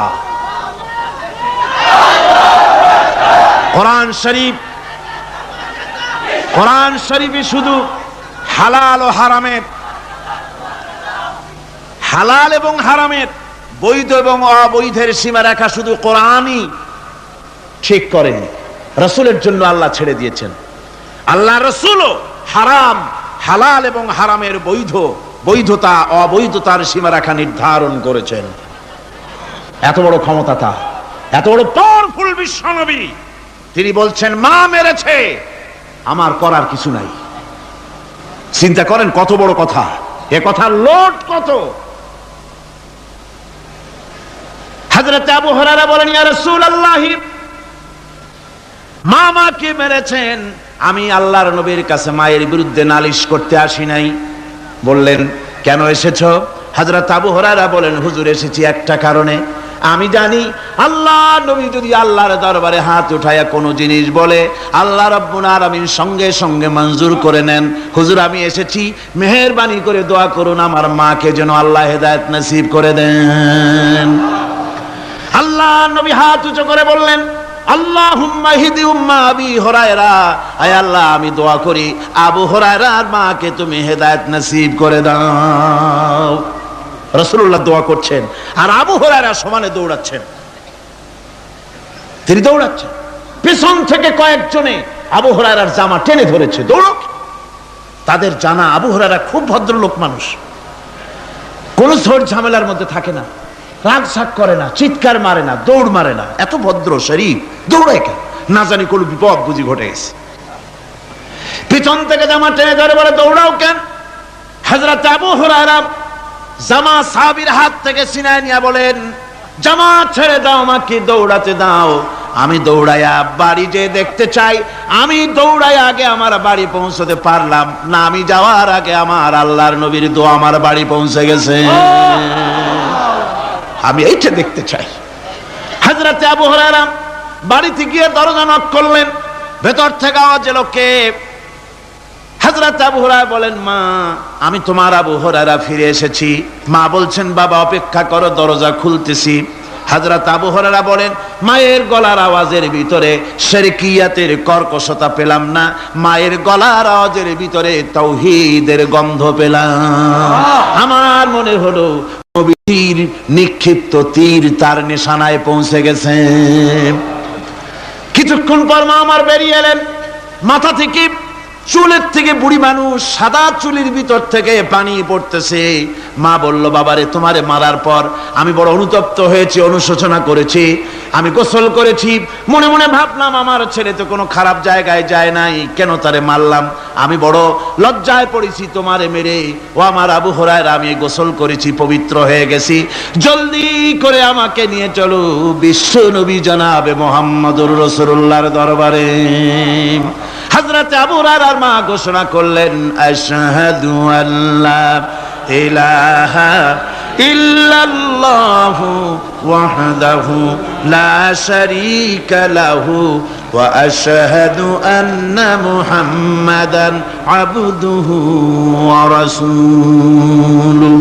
আমার ভাইরা, মা বাপ সবচেয়ে সম্মানের জিনিস। আল্লাহর ইবাদতের পরই মা বাপের খেদমত করতে হবে। আল্লাহ পাক বলছেন, বান্দারে দেখ, মায়ের পেট থেকে আনলাম, মায়ের বুকের মধ্যে মহব্বত পয়দা করলাম, এত মহব্বত দিলাম তোর উপরে, যে কোনো বিদেশে যান, যেখানে যান, বাড়িতে ফিরলে পরে সকলে ছেলে মেয়ে ভাই বোন সবাই দেখবে সুটকেসে আমার জন্য আনছে কি, সবাই চিন্তা করবে আমার জন্য কি এনেছে। একমাত্র মা সন্তানের মুখের দিকে তাকাবে কখন খাইছে সে। সুবহানাল্লাহ, সুবহানাল্লাহ, আমার বাসার মুখখানে শুকনা, তুই বুঝি আজকে কিছু খাইস নাই। বিদেশে যেসব সন্তান থাকে, মা কাটা কবুতরের মতো ছটফট করে। আমার ছোটবেলার কথা আমি দেখেছি সরসিনা মাদ্রাসায় পড়তাম, আব্বা টাকা দিতেন মাদ্রাসায় যাওয়ার সময়, আবার মা আবার মুরগির ডিম বিক্রি করা, বিভিন্ন জিনিস বিক্রি করা বা বাজার করা পয়সা, উদ্বৃত্ত কিছু পয়সা আব্বার অজান্তে আমার হাতের মুঠার মধ্যে দিয়ে দিতেন। যখন মাদ্রাসার দিকে রওনা হয়েছি, পর্দার আড়াল থেকে দরজা থেকে দেখতাম, যতক্ষণ তাকায় দেখতেছি চোখ থেকে পানি দরদর করে পড়তেছে। সুবহানাল্লাহ, মা কি জিনিস! আল্লাহ আল্লাহ আল্লাহ। বিদেশে যদি কারো সন্তান মারা যায়, সবার জানার আগে কবি বলতেছেন, বিদেশে বিরাজ্য যার পুত্র মারা যায়, পশু পক্ষী না জানিতে আগে জানে মায়। মায়ের কলিজার তারে টান লেগে যায়, মা বুঝতে পারে আমার সন্তানটা নাই। আহারে মা। আমার বন্ধুগণ, মা যার বেঁচে আছে বেয়াদবি করেছেন, পাও ধরে মাপ নিয়ে নেবেন, পাও ধরে মাপ নিয়ে নেবেন। মা তো পাও ধরে দেখবেন মাফ করে দিবে। সুবহানাল্লাহ, সুবহানাল্লাহ, কত দরদ তার বুকের মধ্যে। আর মা বাপকে সম্মান করবে। যাক, এই বিষয়ের উপরে আমি আর যেতে চাই না। শুধু আমি আপনাদের বললাম, এই বিশাল জনতাকে বললাম, সবচাইতে বড় পীর আপনার জন্য আপনার মা বাপ। সবচাইতে বড় পীর কে? মা বাপ। সন্তুষ্ট করেন, রুজিতে অভাব ঘটবে না। কোন মাজারে গিয়ে সেজদা দেওয়া লাগবে না, আল্লাহর কসম, মাজারে যাই চাওয়া লাগবে না। মা বাপকে খেদমত করেন, মা বাপকে খুশি করেন, মা বাপকে খাওয়ান, হাদিয়া দেন। মা বাপ খুশি, রুজিতে বরকত হবে, ব্যবসায় বরকত হবে, ঋণগ্রস্ত থাকবেন না, সম্মান আল্লাহ বাড়ায় দিবেন। সুবহানাল্লাহ বিহামদি, রাসূলুল্লাহর হাদিস। এই জন্য আমি অনুরোধ করব, মা বাপকে সম্মান করবেন। আল্লাহ পাক বলছেন, খালাকাল ইনসানা আল্লামাহুল বায়ান। আমি মানুষকে সৃষ্টি করেছি। কেমনে সৃষ্টি করলাম তা তো এতক্ষণ বললাম। এইভাবে করে মানুষ সৃষ্টি করেছি। দেখো, তোমার নিজের দিকে তাকাও। ফালয়ানজুরিল ইনসানু মিম্মা খুলিক। কিভাবে মানুষ তোমাকে সৃষ্টি করা হলো, একবার তাকায় দেখো, তোমার শরীরের দিকে একটু তাকায় দেখো তো, কেমনে আমি বানাইলাম, কিভাবে তৈরি করলাম, লক্ষ্য করো। এই যে মাথা, এই মাথাটার ভিতরে আছে কি? মগজ, ব্রেইন। বিজ্ঞানীরা বলেছেন এতে 1000 মিলিয়ন নার্ভ সেলস আছে এর মধ্যে। 1000 মিলিয়ন নার্ভ সেল। সেল হচ্ছে CELL, সেল। সেল মানে কোষ। এই 1000 অনুভূতি কোষ, 1000 মিলিয়ন অনুভূতি কোষ রয়েছে মাথার ভেতরে। মস্তিষ্কের এসব কোষগুলি, এসব সেলগুলি, তার মধ্যে আবার আছে নার্ভ ফাইবার, অর্থাৎ সূক্ষ্ম সূক্ষ্ম নার্ভ সুতা। সমগ্র শরীরের মধ্যে তা ছড়িয়ে দেওয়া আছে। এই সূক্ষ্ম সুতার মাধ্যমে ঘন্টায় 70 মাইল বেগে শরীরের প্রত্যেকটা অঙ্গ প্রত্যঙ্গের খবর মস্তিষ্কের মধ্যে চলে যায়। সুবহানাল্লাহ বিহামদিহি। আপনার পায়ে যদি কাটা ফোটে, শরীরে যদি ব্যথা লাগে, ঘন্টায় 70 মাইল বেগে সূক্ষ্ম সূক্ষ্ম যে তারগুলি আল্লাহ দিয়েছেন, ওই তারের মাধ্যমে আপনার মাথায় চলে যায়। মস্তিষ্কে গেলে পরে তড়িৎ গতিতে সিদ্ধান্ত হয় কাটা তুলতে হবে। অথবা একটা সাপ দেখেছেন, সাপ প্রথম চোখ দিয়ে দেখলেন, চোখ, এই চোখের ভিতরে আপনার 130 মিলিয়ন লাইট রিসেপ্টর আছে। অর্থাৎ বিভিন্ন দৃশ্যকে, ছবিকে ক্যাচ করার মতো 130 মিলিয়ন লাইট রিসেপ্টর, গ্রহণযোগ্য মেশিন রয়েছে চোখের ভিতরে। চোখ দিয়ে সাপ দেখলেন, চোখের ভিতরে রয়েছে আবার অসংখ্য তার। এই অসংখ্য তার ব্রেনের সঙ্গে জুড়ে দেওয়া আছে।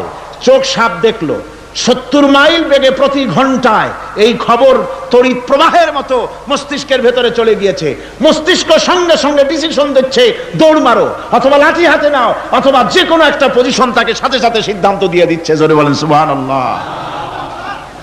এই অনুভূতি শক্তি যদি আল্লাহ পাক না দিতেন মানুষের শরীরে, পায়ের মধ্যে পাথর ঢুকলে, কাটা তো কাটা, পাথর ঢুকলেও টের পাইতাম না। আল্লাহ পাক এই ব্যবস্থা করে দিয়েছেন মস্তিষ্কের মধ্যে এতগুলি সেল। প্রত্যেকটা সেলের আলাদা আলাদা কাজ। সুখ, দুঃখ, ভালোবাসা, মোহাব্বত, আনন্দ, স্বাদ ইত্যাদি জিনিসের অনুভূতি মস্তিষ্কের ভেতর থেকেই হয়। এখানে সেগুলি রেখে দেওয়া হয়েছে। তারপরে রয়েছে এই মস্তিষ্কের ভেতরে মেমোরি,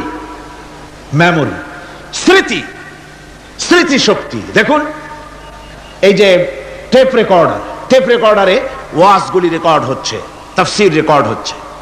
কিছুদিন পর ওই রেকর্ডের উপরে আরেকটা কথা যদি উঠান, তাহলে প্রথম কথা থাকবে? প্রথম গান বা ওয়াজ থাকবে? নষ্ট হয়ে যাবে। কিন্তু আল্লাহ রাব্বুল আলামিন আপনার আমার মাথার ভিতরে এমন এক ফিতা দিয়ে দিয়েছেন, এমন একটা মেমোরি ফিতা দিয়েছেন যেই ফিতার ভিতরে হাজার হাজার লক্ষ লক্ষ কোটি কোটি সমস্ত কথাগুলি ধরবে, আপনি মুখস্থ করতে পারবেন। আগে যা মুখস্থ করেছেন পরে মুখস্থ করলে পরে আগেরটা মুছে যাবে না। সুবহানাল্লাহ বিহামদিহি। কি সুন্দর করে মস্তিষ্কের ভেতরে এই মেমোরি শক্তিকে আল্লাহ পাক তৈরি করে দিয়েছেন। চিন্তা করলে মাথা নত হয়ে যাবে আল্লাহর দরবারে। আল্লাহ পাক বলছেন এই জিনিস আমি তোমার মাথার মধ্যে রেখেছি। দেখুন মানুষ কত কথা বলে, কত বই পড়ে, মানুষের মাথায় যত কথা আছে সব কথা যদি লিপিবদ্ধ হয় ভলিউম ভলিউম হয়ে যাবে, যা একটা লাইব্রেরিতে ধরা সম্ভব নয়। অর্থাৎ আপনার মাথাটা হচ্ছে একটা বিশ্বকোষ, আপনার মাথাটা হচ্ছে একটা বিরাট বিশ্বজোড়া লাইব্রেরি। জোরে কোন সুবহানাল্লাহ। আপনার মাথায় যা আছে তা আপনার কোনো বিল্ডিং এর মধ্যে ধরবে না, কোনো গ্রামে কোনো দেশের মধ্যে তা ধরবে না, এত জিনিস আপনার মাথার মধ্যে আছে, ঠিক কিনা? এরপরে আল্লাহ পাক একটা চোখ আমাদের দিলেন। আল্লাহ রাব্বুল আলামিন বলেন আলাম নাজআল লাহু আইনাইনি ওয়া লিসানান ওয়া শাফাতাইন ওয়া হাদাইনাহুন নাজদাইন। আমি কি তোমাদেরকে দুটি চক্ষু আর জিহ্বা আর তোমাদেরকে আমি কি তোমাদের দুটি চক্ষু দুটি ঠোঁট আর জিহ্বা কি আমি তোমাদের দেই নাই, যা দিয়া তোমরা দেখতে পাও, যা দিয়া তোমরা অনুভূতি মাথার ভিতরে অনুভূতি জাগে। এই যে দুটো চোখ দিলাম, সুবহানাল্লাহ সুবহানাল্লাহ বলেন। দুটি চোখ আছে বলে এই সুন্দর পৃথিবী দেখতে পাই। চোখ দুটি না থাকলে পৃথিবী অন্ধকার, মা দেখতে পাবো না, কোরআন দেখতে পাবো না, পৃথিবী দেখতে পাবো না, বাপ দেখতে পাবো না, সন্তান দেখতে পাবো না, দুনিয়াটা মিথ্যা হয়ে যাবে, ঠিক কিনা? ছোট্ট চোখ, 1 থেকে 1.5 ইঞ্চির ভিতরে এত সুন্দর দুটি ক্যামেরা, যে ক্যামেরা দিয়া দুনিয়ার সব কিছুকে ক্যাচ করা যায়, সব ক্যাচ করা যায়। বলুন তো এমন একটা বাক্স আপনারা কেউ বানায় দিতে পারবে যে বাক্সের ভিতরে হাতি, ঘোড়া, বাঘ, ভল্লুক, ময়না, টিয়া, পাহাড়, পর্বত, নদ, নদী, কীট, পতঙ্গ, তরু, লতা, গাছপালা গোষ্ঠী সুদ্ধা ধরবে, আরো খানিকটা জায়গা বাকি থাকবে, এরকম একটা বাক্স কেউ বানায় দিতে পারবে? পারবে না। এমন একটা বাক্স পৃথিবীর কোন মিস্ত্রি বানাতে পারবে না। কিন্তু আল্লাহ রাব্বুল আলামিন আপনার আমার কপালের নিচে 1 থেকে 1.5 ইঞ্চির ভিতরে এমন 2টা ফিল্ম বক্স তৈরি করে দিয়েছেন, যা দিয়ে তাকাবেন আপনি কোটি কোটি মানুষ দেখবেন, পাহাড় দেখবেন, সমুদ্র দেখবেন, সূর্য দেখবেন, চন্দ্র দেখবেন। এত কিছু দেখার পরেও চোখের ভিতরে আরো খানিকটা জায়গা ফাঁকা থেকে যায়। কি বিরাট নিয়ামত এই চোখ আল্লাহ পাক আমাদেরকে দান করেছেন। এই চোখকে হেফাজতের জন্য আবার চোখের উপরে সানসেট তুলে দেওয়া আছে। সানসেট ভুরু, আল্লাহ ভুরু লাগায় দিয়েছেন, নিচে একটু হাড় জায়গায় দিয়েছেন, উপরে সানসেট, ভেতরে চোখ, যাতে করে বল এসে লাগলে পরে চোখটা গলে না যায়, আছাড় খেলে পরে চোখটা গলে না যায়, চোখটাকে সেফ সাইডে রেখে দিয়েছেন আল্লাহ পাক সুবহানাহু ওয়া তাআলা। আল্লাহ পাকের কাছে শুকরিয়া তো আদায় করলাম না, আদায় করি। আসুন পড়ি আমরা সবাই আলহামদুলিল্লাহি রাব্বিল আলামিন। আল্লাহ পাক বলেন আলাম নাজআল লাহু আইনাইনি ওয়া লিসানাও ওয়া শাফাতাইন। জিহ্বা দিলাম আমি তোমাকে, এই জিহ্বার ভিতরে 3000 আস্বাদন স্তর আছে। বিজ্ঞানীরা বলেছেন একটা জিহ্বার মধ্যে 3000 আস্বাদন স্তর আছে। প্রত্যেকটা স্তরের সাথে মস্তিষ্কের সাথে তার লাগানো আছে। জিহ্বায় সব জিনিসের টেস্ট নেবেন আর তার অনুভূতি, তার স্বাদটা ওখানে টের পাবে মস্তিষ্কের ভেতরে। এই জিহ্বা আল্লাহ পাক দান করে দিলেন মুখের মধ্যে। সুবহানাল্লাহি বিহামদিহি। সব রকমের স্বাদ পান না একরকম? জিলাপির স্বাদ একরকম, রসগোল্লার স্বাদ আর এক রকম, ছানার স্বাদ আর এক রকম, বেলের স্বাদ একরকম, তালের স্বাদ আর এক রকম, মুরগির স্বাদ একরকম, খাসির স্বাদ আর এক রকম, লোট্টা ফিশের স্বাদ একরকম, শুটকির স্বাদ আর এক রকম, কোরাল মাছের স্বাদ আর এক রকম, শাকের স্বাদ আর এক রকম। হাজার হাজার খাদ্য দ্রব্যের স্বাদ এক জিহ্বা দিয়ে আল্লাহ রাব্বুল আলামিন নেওয়ার তৌফিক দিলেন। খালাকাল ইনসান, কি সুন্দর করে মানুষ বানালাম। দেখিস না, শুকরিয়া আদায় করিস না, এগুলি দেখবি আর শুকরিয়া আদায় করবি কি সুন্দর করে আমি আল্লাহ তোমাকে সৃষ্টি করেছি। শুধু তাই নয়, আল্লাহ পাক বলেন ইয়া আইয়ুহাল ইনসানু মা গাররাকা বিরাব্বিকাল কারীম। ও মানুষ, কোন জিনিস তোমাকে ধোঁকায় ফেলে দিল তোমার মহান প্রভুর ইবাদত থেকে, গোলামি থেকে? কোন জিনিস তোমারে ধোঁকায় ফেলে দিল? কেন ধোঁকায় পড়ে গেলে? আল্লাহ রাব্বুল আলামিন তাই বলেন, ইয়া আইয়ুহাল ইনসানু মা গাররাকা বিরাব্বিকাল কারীম। কোন জিনিস তোমাকে ধোঁকায় ফেলে দিল? ওই মহান আল্লাহ রাব্বুল আলামিনের ইবাদত থেকে, গোলামি করা থেকে। কি সুন্দর করে বানালাম। আমার ভাইরা, আমার নিজের জীবনে এক দৃষ্টান্ত আমি প্রায় বলি লোকদেরকে।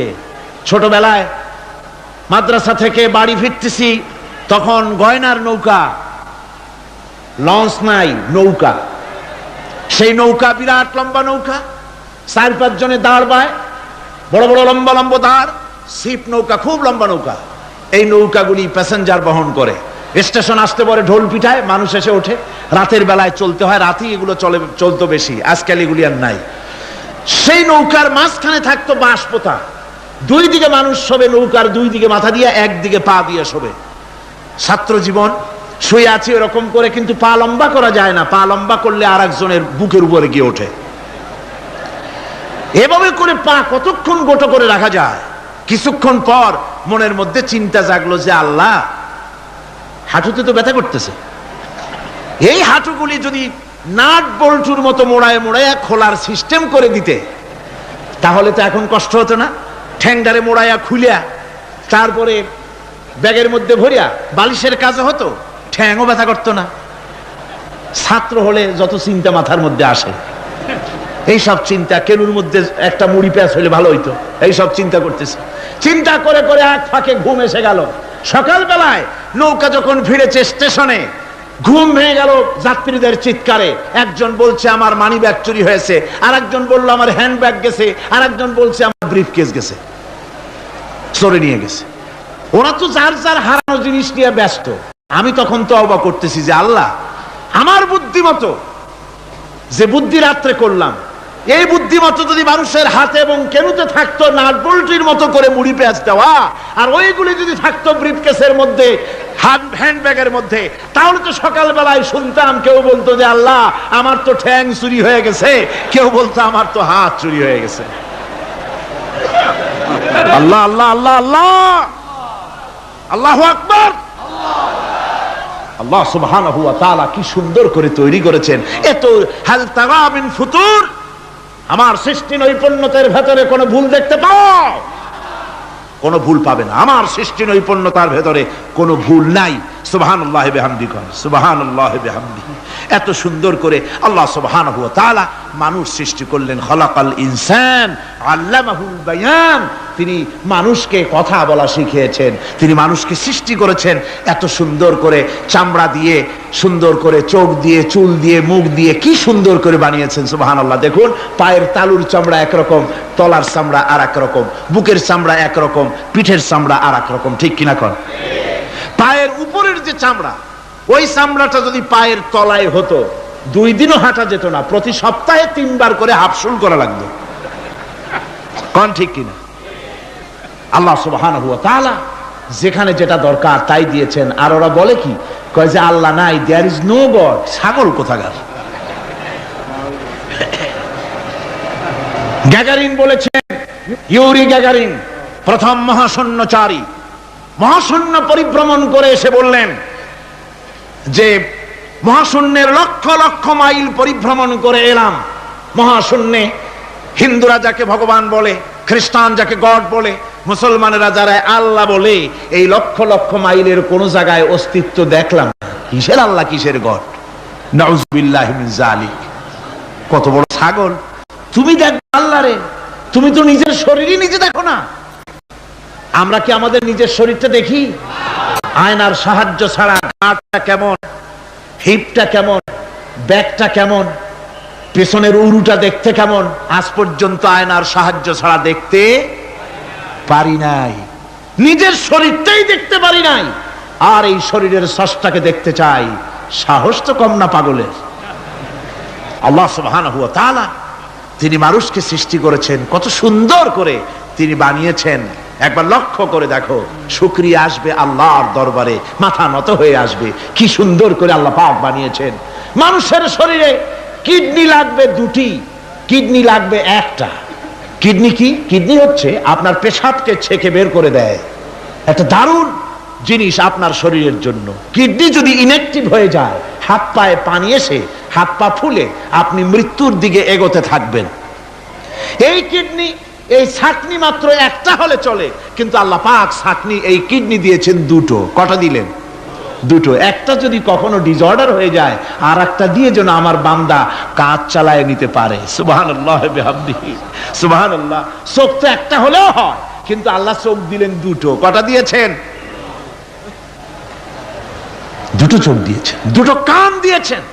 আমি অবাক হয়ে গিয়েছি যখন আমার ছেলের চিকিৎসা চলতেছিল সিঙ্গাপুর মাউন্ট এলিজাবেথ হসপিটালে। 7টা অপারেশন হয়েছে। আমার ছেলে কারিবুল মত, একেবারে মৃত্যুর দুয়ারে চলে গিয়েছিল। 7টি অপারেশন, 40 ব্যাগ রক্ত লেগেছে।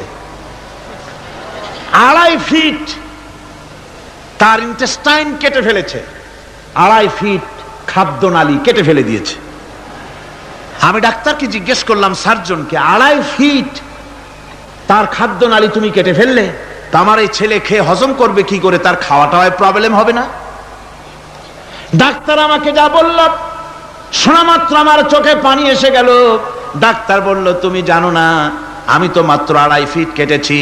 তোমার স্রষ্টা, এই পৃথিবীর স্রষ্টা মানুষ যিনি সৃষ্টি করেছেন, প্রত্যেক মানুষের পেটের ভিতরে এই খাদ্যনালীকে রব্বুল আলামিন 22 ফিট লম্বা করেছেন। 22 ফিট লম্বা আছে এটা। আমি তো মাত্র 2.5 ফিট কেটেছি। কোন প্রয়োজনে যদি কাটতে কাটতে আরো কাটা হয়, 10 ফিটও কাটা হয়, কষ্ট হবে না। সুবহানাল্লাহ বিহামদিহি। তার শ্বাস নেওয়ার জন্য, প্রশ্বাস নেওয়ার জন্য কি ব্যবস্থা আল্লাহ পাক করেছেন। হার্ট, মানুষের হার্ট বিট হচ্ছে, এটাকে হার্ট বিট যেটা হয়, সংকোচন সম্প্রসারণ। এই যে মানুষ, ডাক্তাররা বলে রোগী হার্ট অ্যাটাক করেছে, হার্ট অ্যাটাক করেছে। হার্ট যে হার্ট অ্যাটাক করলো, অ্যাটাকটা কি? অ্যাটাকটা হচ্ছে সংকোচন সম্প্রসারণ, সংকোচন সম্প্রসারণ, এরকম হচ্ছে। ফট করে এটা অ্যাটাক করলো, আর যদি ছেড়ে না দেয়, এটাই অ্যাটাক করা, এটাই তার জীবনটা শেষ হয়ে যাওয়া। ডাক্তাররা বলেছেন যে মানুষের শরীরের সবকিছু চিন্তা করে, গবেষণা করে বহুত কিছু বুঝেছি, কিন্তু হার্টটা এরকম পাঞ্চিং কেন করে, এই জিনিস আজও পর্যন্ত আমাদের মাথায় ঢোকে নাই। সুবহানাল্লাহ বিহামদিহি। আল্লাহ পাক কি সুন্দর করে এই পাঞ্চিং এর মাধ্যমে, হার্ট যেভাবে করতেছে, এই পাঞ্চিং এর মাধ্যমে সমস্ত শরীরের রক্তগুলি পা থেকে শুরু করে মাথা পর্যন্ত সব ছড়িয়ে দেওয়া হচ্ছে, এভাবে এভাবে ছড়িয়ে দেওয়া হচ্ছে, যাতে করে মানুষ জীবিত থাকে, শরীরের রক্ত গরম থাকে, হিম শীতল হয়ে মানুষ যেন মারা না যায়। এই জন্য আল্লাহ সুবহানাহু ওয়া তাআলা এত সুন্দর ব্যবস্থা করেছেন। এক সময় আঘাত পেয়ে অনেকগুলি রক্ত যদি পড়ে যায়, মানুষ রক্ত শূন্যতায় মরবে না, আবার খানিকটা রক্ত রিজার্ভও থাকে, আল্লাহ পাক রিজার্ভ করে রাখেন। স্পঞ্জের ভিতরে পানি থাকলে উপর থেকে টের পাওয়া যায়, ওরকম খানিকটা রক্ত আল্লাহ শরীরের ভিতরে রিজার্ভ করে গেছেন। এই জন্য বড় বড় ডাক্তাররা, বড় বড় ডাক্তার, বড় বড় বিজ্ঞানী কখনোই নাস্তিক হয় না। এই সব দৃশ্য দেখে তারা মনে করে নিশ্চয়ই একজন কেউ আছেন যিনি এগুলি তৈরি করেছেন, এগুলি এমনে এমনে হয় নাই। যিনি তৈরি করেছেন তিনি কে? তিনি হচ্ছেন আল্লাহ সুবহানাহু ওয়া তাআলা। তিনি এগুলি সৃষ্টি করেছেন, তিনি এগুলি তৈরি করেছেন। ওই আল্লাহ পাকের কাছেই আমাদের সকলকেই ফিরে যেতে হবে। আল্লাহ রাব্বুল আলামিন তিনি বলছেন, আমি মানুষ সৃষ্টি করেছি, খালাকাল ইনসানা আল্লামাহুল বায়ান। মানুষ সৃষ্টি করেছি, শুধু মানুষকে সৃষ্টি করি নাই, আমি আবার তার জোড়াও তৈরি করে দিয়েছি। মানুষ একা একা না, পৃথিবীতে সব জোড়ায় জোড়ায় তৈরি করেছি। উদ্ভিদের মধ্যে জোড়া তৈরি করেছি, প্রাণী জগতের মধ্যে জোড়া তৈরি করেছি। এই দুনিয়ার ভিতরে যা কিছু আছে, উদ্ভিদ হোক আর মানুষ হোক, প্রাণী জগৎ হোক, সবগুলিকে আমি আল্লাহ জোড়া বানাইছি, জোড়ায় জোড়ায় নর এবং নারী সবগুলির মধ্যে করে দিয়েছি। ওয়া মিন আয়াতিহি আন খালাকা লাকুম মিন আনফুসিকুম আজওয়াজান লিতাসকুনু ইলাইহা ওয়া জাআলা বাইনাকুম মাওয়াদ্দাতান ওয়া রাহমা। আল্লাহ রাব্বুল আলামিন বলেন, আমার অগণিত নিদর্শনের ভিতরে এটাও একটি নিদর্শন যে আমি তোমাদের থেকে তোমাদের জোড়া তৈরি করেছি, তোমাদের স্ত্রীদেরকে তৈরি করেছি, যাতে করে তোমরা তাদের কাছে শান্তি পাও। আর তোমাদের মধ্যে ভালোবাসা সৃষ্টি করেছি, মহব্বত সৃষ্টি করে দিয়েছি। আর পরিণত বয়সে এই মহব্বতকে আমি আল্লাহ করুণার সহৃদয়তায় পরিণত করে দেই। তোমার থেকে তোমার জোড়া নারী সৃষ্টি করেছি স্ত্রী, সেই স্ত্রীর কাছে তুমি তোমার স্বস্তি শান্তি ফিরে পাবে। আর যখন বৃদ্ধ হয়ে যাবে তখন এই ভালোবাসাটা আমি করুণা আর মহব্বতের মধ্যে পয়দা করে দেই। এর দ্বারা এই ভালোবাসা এবং মহব্বতের মাধ্যমে সন্তান সন্ততি পৃথিবীতে আসে, নাতি আসে, পৌত্র আসে, পৌত্রী আসে, এভাবে করে আত্মীয় স্বজন পরিবেষ্টিত অবস্থায় দুনিয়ায় মানব বংশ আমি এভাবে করে বৃদ্ধি করি। আর এরপরে মানব সৃষ্টি করে মানুষকে এক পরিবেশ সৃষ্টি করে দিয়ে তাকে কথা বলারও আমি ভাষা শিখিয়েছি। আল্লামাহুল বায়ান, মানুষকে আমি কি শিক্ষা দিয়েছি? কথা বলতে আমি শিক্ষা দিয়েছি। কথা বলার কারণেই মানুষ মানুষ, আর কথা বলতে পারে না বলে মানুষের সাথে পশুর সাথে এই বিরাট পার্থক্য। পশু কথা বলতে পারে না, মানুষ কথা বলতে পারে। কথা বলা হচ্ছে মানুষের একটা বিশেষ বৈশিষ্ট্য। আরে বায়ান শব্দের অর্থ শুধু কথা নয়, বায়ান শব্দের অর্থ হচ্ছে চেতনা, বুদ্ধি, অনুভূতি, প্রজ্ঞা, মেধা, চিন্তা, বিবেচনা, ইচ্ছা শক্তি, প্রতিরোধ শক্তি, এ সবগুলি বায়ানের ভিতরে সীমাবদ্ধ। যে আমি বায়ান শিক্ষা দিয়েছি, তার মানে এতগুলি জিনিস আমি তোমার মধ্যে আমি সৃষ্টি করে দিয়েছি মানুষের মধ্যে। এরপরে এ বায়ান একটি শিক্ষা। শিক্ষা বলতে বুঝায়, এই শিক্ষাটা আল্লাহ সবাইকে দিয়েছেন। মাছ সাঁতার কাটতে পারবে, পাখি আকাশে উঠতে পারবে, পাখিকে আল্লাহ ওড়ার ক্ষমতা দিয়েছেন। মুরগির বাচ্চা ডিমের থেকে বের করে পানির মধ্যে ছেড়ে দিবেন, ও সাঁতার কাটতে পারবে না। আপনি আমারে কোন মুরগির ডিমের ভিতরে মুরগির বাচ্চা, হাঁসের ডিমের ভিতরে হাঁসের বাচ্চা, সে কি করে বোঝে ডিমের কোন অংশ পাতলা? সেই অংশটা সে অপারেশন শুরু করে দেয়। সে কিন্তু সব জায়গায় ঠোকায় না। ওই ডিমের পর্দার ভিতরে একটা অংশ আছে পাতলা, সামান্য পাতলা, সেই পাতলা অংশ সে ঠুক করে একটুখানি অপারেশন করে, পর্দাটা ফেটে যায়, সেখান থেকে সে বেরিয়ে আসে। কে শিখালো যে এই জায়গায় ঠুক করে আওয়াজ কর, বেরোতে পারবি? কে শিখালো? আল্লাহ পাক শিক্ষা দিয়েছেন। এটা বায়ানের অন্তর্গত। মানুষকে দিয়েছেন বায়ান, ওকে দিয়েছেন শিক্ষা। হাঁসের বাচ্চা পানির ভিতরে ছেড়ে দিলে ওকে সাঁতার কাটতে হবে, কে শিখালো? আল্লাহ পাক। বাতাসে পাখিরা উড়ে বেড়ায় ডানা মেলে।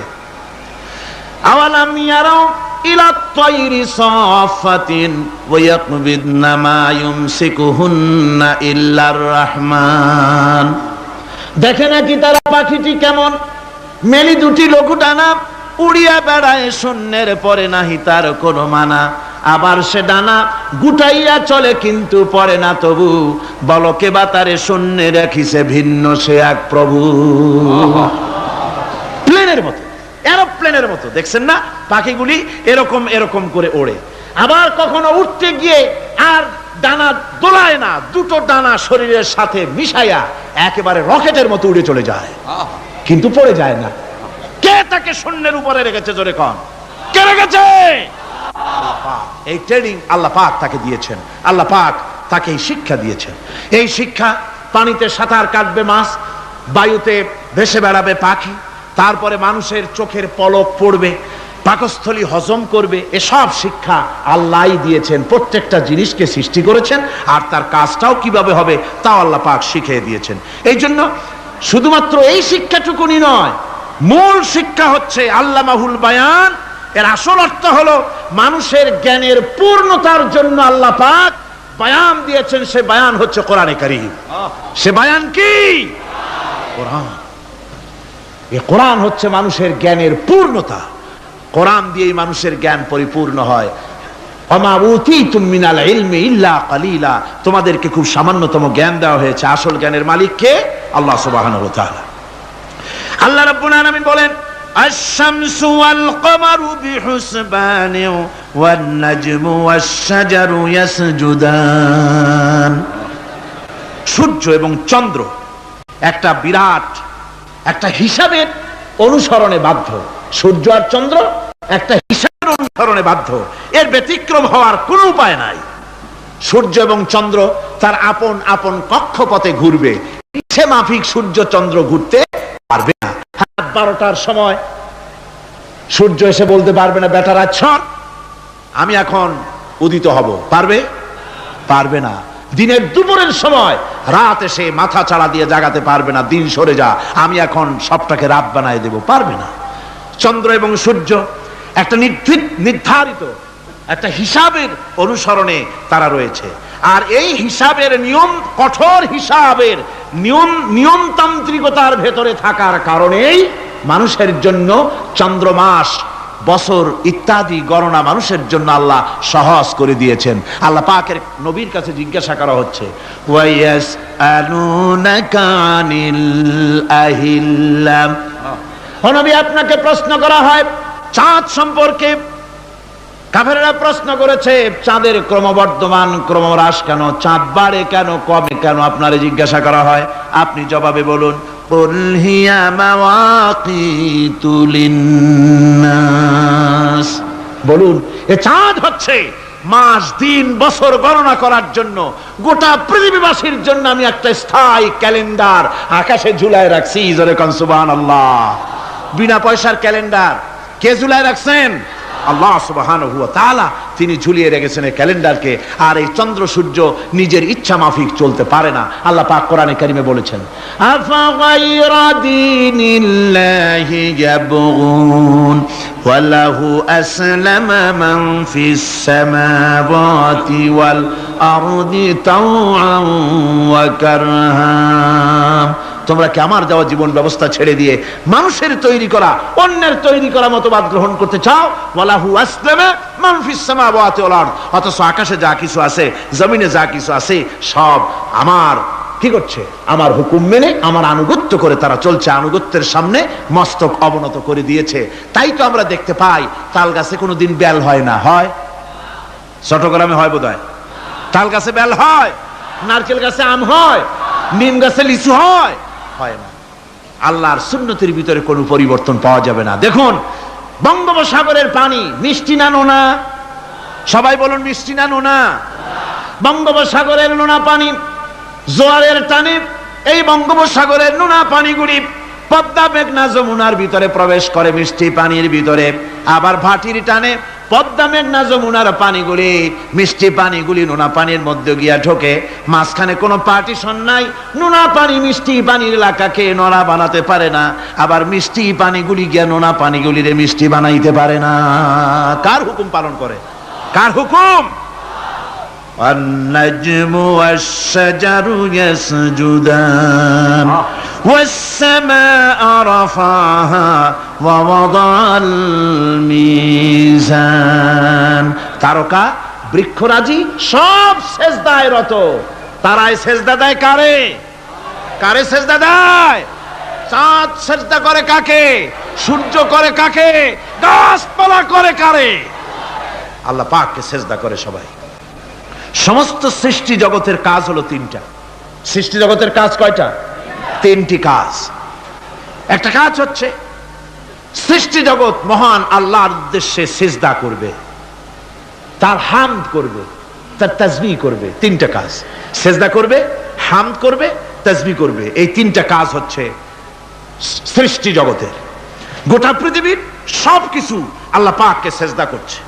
কোরআনে কারিমে রব্বুল আলামিন বলেন, ওয়ালিল্লাহি ইয়াসজুদু মান ফিস সামাওয়াতি ওয়াল আরদি তাওআন ওয়া কারহা ওয়া যিলালুহুম বিল গুদুবি ওয়াল আসাল।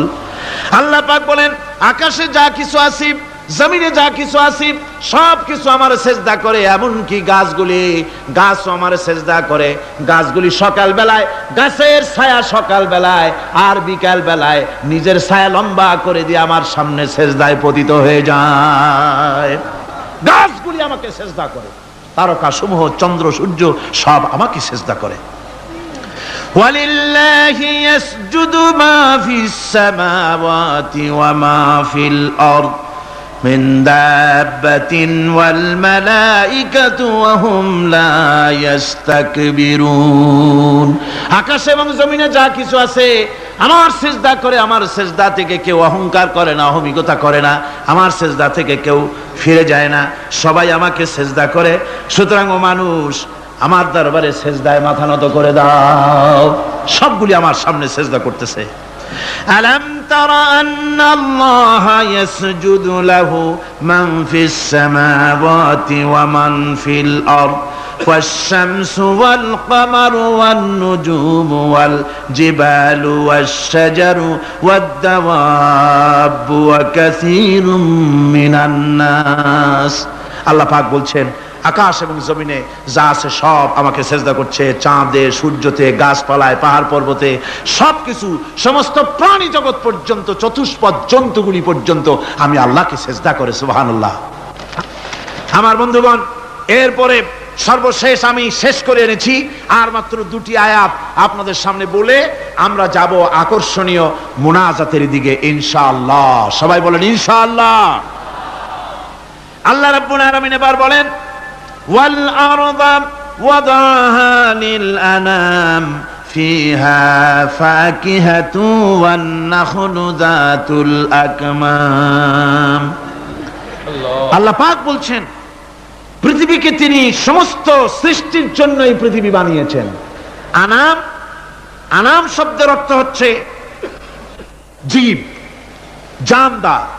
যত জানদার আছে সমস্ত জানদারদের জন্য আল্লাহ পাক এই পৃথিবীকে বানিয়েছেন। অর্থাৎ যাদের প্রাণ আছে, প্রাণী সময়ের জন্য আল্লাহ যা সৃষ্টি করেছেন সেটা হলো এই পৃথিবী। এই পৃথিবী ছাড়া অন্য কোথাও কোন প্রাণী বসবাসের উপযোগী করে আল্লাহ তৈরি করেন নাই। এই পৃথিবীটা কি আল্লাহ পাক প্রাণীদেরকে বসবাসের উপযোগী করে তৈরি করেছেন। তারপরে বলছেন পৃথিবী তো তৈরি করলাম, এরপরে আমি তাদের সমস্ত খাবার দাবারের ব্যবস্থাও করেছি। খেজুরগুলিকে আমি প্যাকেট করে তোমাদের সামনে দিয়েছি, আচ্ছাদন দিয়ে দিয়েছি। খেজুরের কথা এখানে বলা হয়েছে, শুধু খেজুর খেজুর নয়, খেজুর, আঙ্গুর, বেদানা, আপেল, যত খাবার আমাদের সামনে আল্লাহ দিয়েছেন সমস্ত খাবারগুলি প্যাকেট করা। জোরে বলেন কি করা? প্যাকেট করা। কি মহব্বত করে আল্লাহ দিয়েছেন। কলা বলেন, তাল বলেন, বেল বলেন, সব খাবারগুলিকে আল্লাহ পাক প্যাকেট করে মানুষের সামনে হাজির করেছেন। কারণ ওয়ালাকাদ কাররামনা বানি আদমা, যেহেতু আদম সন্তানকে আমি সম্মানিত করেছি, তাই আদম সন্তানের সামনে, ভদ্র সম্মানিত মেহমানের সামনে যত খাবার দিলাম সব খাবারগুলিকে আমি গুছিয়ে সুন্দর করে সাজিয়ে আমি কভার করে তোমার সামনে পেশ করেছি। ওয়াল হাব্বুজুল আসফি ওয়ার রাইহান, এরপরে দানা দিয়েছি, ভুসি দিয়েছি। দানা হচ্ছে মানুষের খাবার, ভুসি হচ্ছে পশুর খাবার। এই মানুষের খাবার, পশুর খাবার সবকিছু আমি পরিবেশন করেছি। এরপর আল্লাহ বলছেন ফাবিআইয়ি আলা'i রাব্বিকুমা তুকাযযিবান। পড়েন ফাবিআইয়ি আলা'i রাব্বিকুমা তুকাযযিবান। আল্লাহ পাক বলছেন কোন নিয়ামতকে, তোমার প্রভুর কোন নিয়ামতকে অস্বীকার করতে পারো? আল্লাহর কোন নিয়ামতকে অস্বীকার করতে পারবে না। এভাবে হাজারো নিয়ামত দিয়ে আমি তোমাদেরকে সমৃদ্ধ করেছি। সূরা আর রহমান একেবারে শেষ পর্যন্ত আল্লাহর এই সমস্ত নিয়ামত দিয়ে ভরা, নিয়ামতের কথা দিয়ে, রহমতের কথা দিয়ে ভরা। জোরে কোন সুবহানাল্লাহি বিহামদিহি। এই কোরআন, যে কোরআন আল্লাহ আমাদের শিক্ষা দিলেন, এই কোরআন অনুযায়ী দয়া করে যে কোরআন দিলেন, যাতে অর্থনীতি আছে, সমাজনীতি আছে, রাজনীতি আছে, যাতে মানুষের পারিবারিক জীবন আছে, সবকিছু যে কোরআনে আছে। এই কোরআন দিয়ে রাসূলুল্লাহ একটা সমাজ তৈরি করেছিলেন যেখানে চুরি ছিল না, ডাকাতি ছিল না, জেনা ব্যভিচার ছিল না। ওরকম একটি সমাজ বাংলাদেশে প্রতিষ্ঠিত হোক, এটা কি আপনারা চান? কারা কারা চান? দেখতে চাই।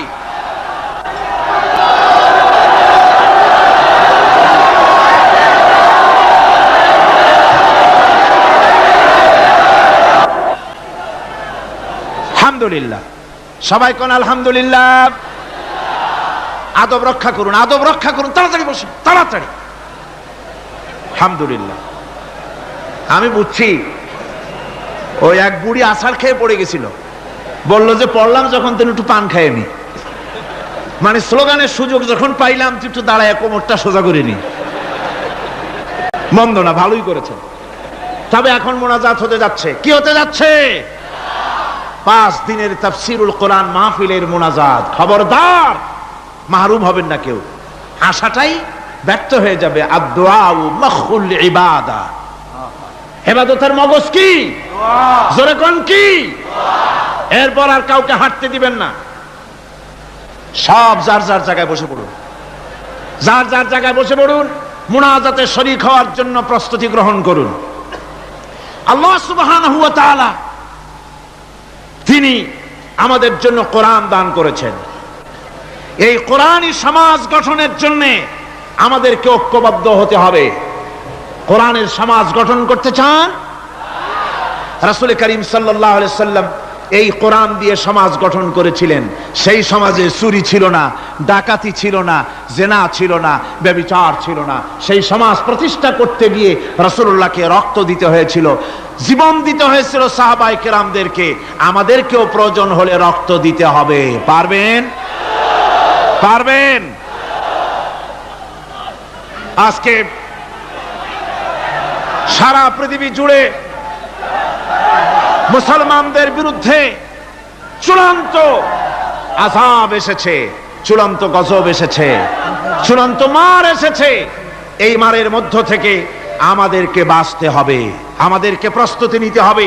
আগামী দিনের জন্য, আল্লাহর দ্বীন প্রতিষ্ঠার জন্য দৃঢ় সংকল্পবদ্ধ আমাদের হতে হবে।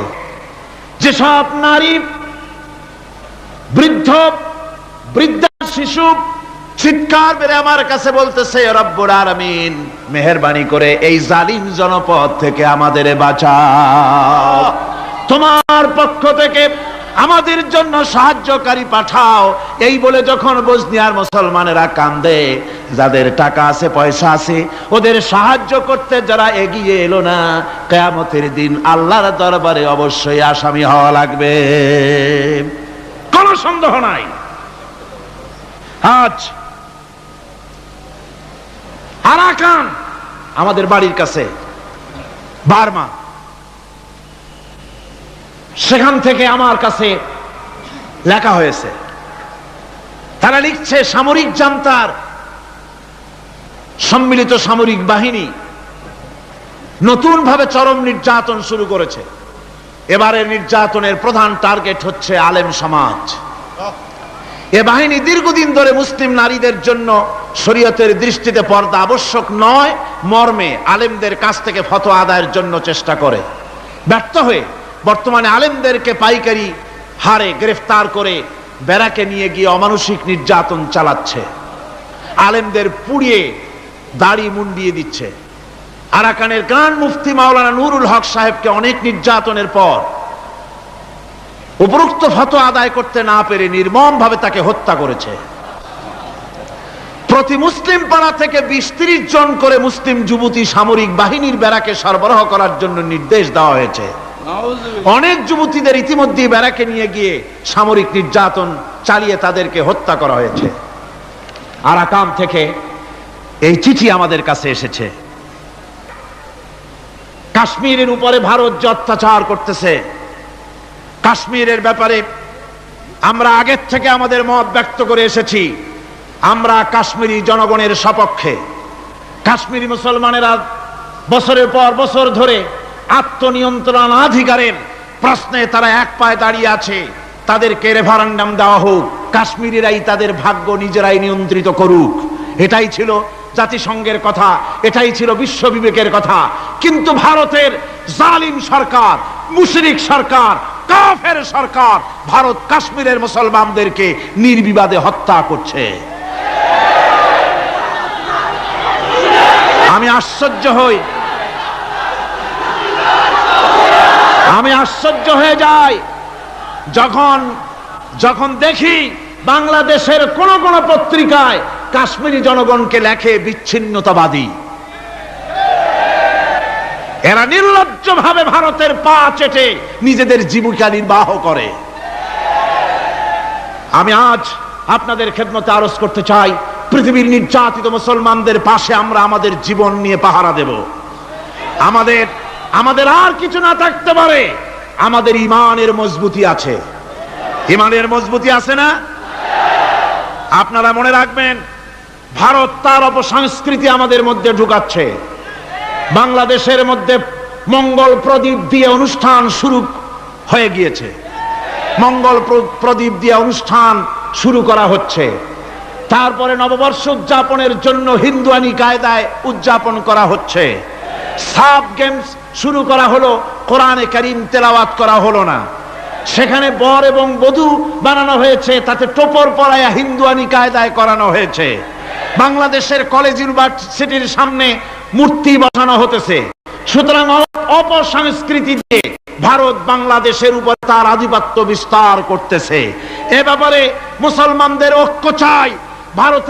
আমাদের ব্যাপারে ভারতের যে ভূমিকা, সে ভূমিকা হচ্ছে ওরা আমাদেরকে মেরে ফেলতে চায়, ওরা আমাদেরকে পানিতে মারবে, ওরা আমাদেরকে ভাতে মারবে, ওরা আমাদেরকে শেষ করে দেবে, স্বাধীনতাকে বিপন্ন করে দেবে। এজন্য আজ এই বিশাল জনসমুদ্রের কাছে প্রশ্ন করি, যদি প্রয়োজন হয় আমাদের চির দুশ্মন ভারতের বিরুদ্ধে যদি লড়াইয়ের প্রয়োজন হয়, তোমরা সবাই প্রস্তুত থাকবে?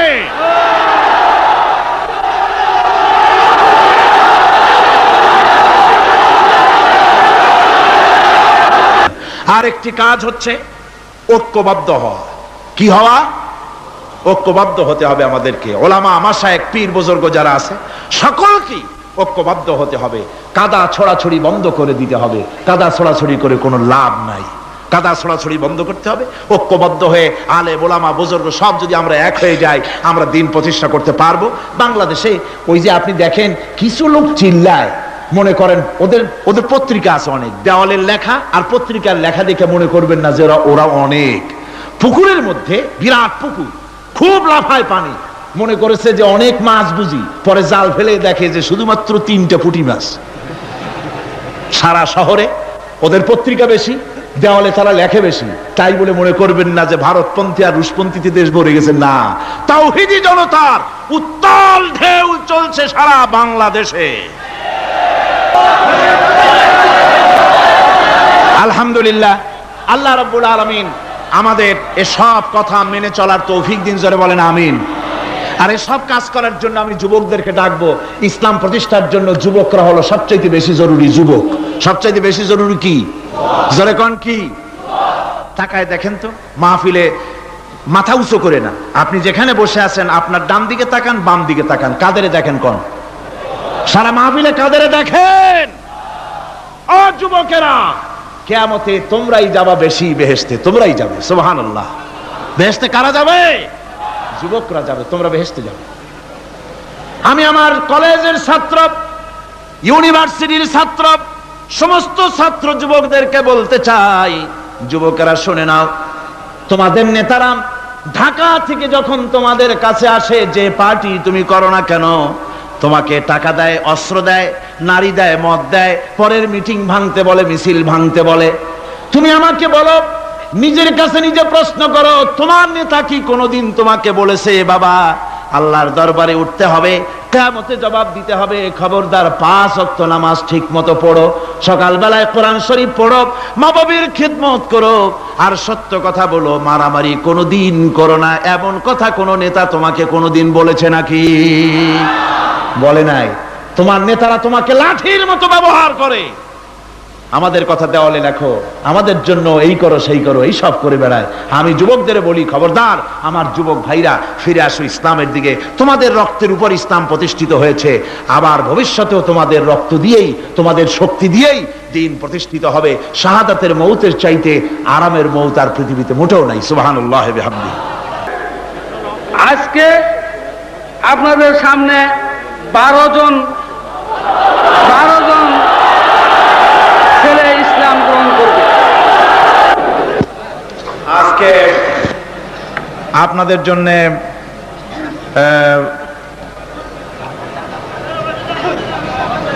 এক তো সুখবর যে কোরআনে কারীমের তাফসীর আমরা শুনতে পেরেছি। 2 নম্বরে আমরা মুনাজাতের দিকে এগিয়ে যাচ্ছি। 3 নম্বরে আলহামদুলিল্লাহ আজকে মোট 14 জন ইসলাম কবুল করতে যাচ্ছেন।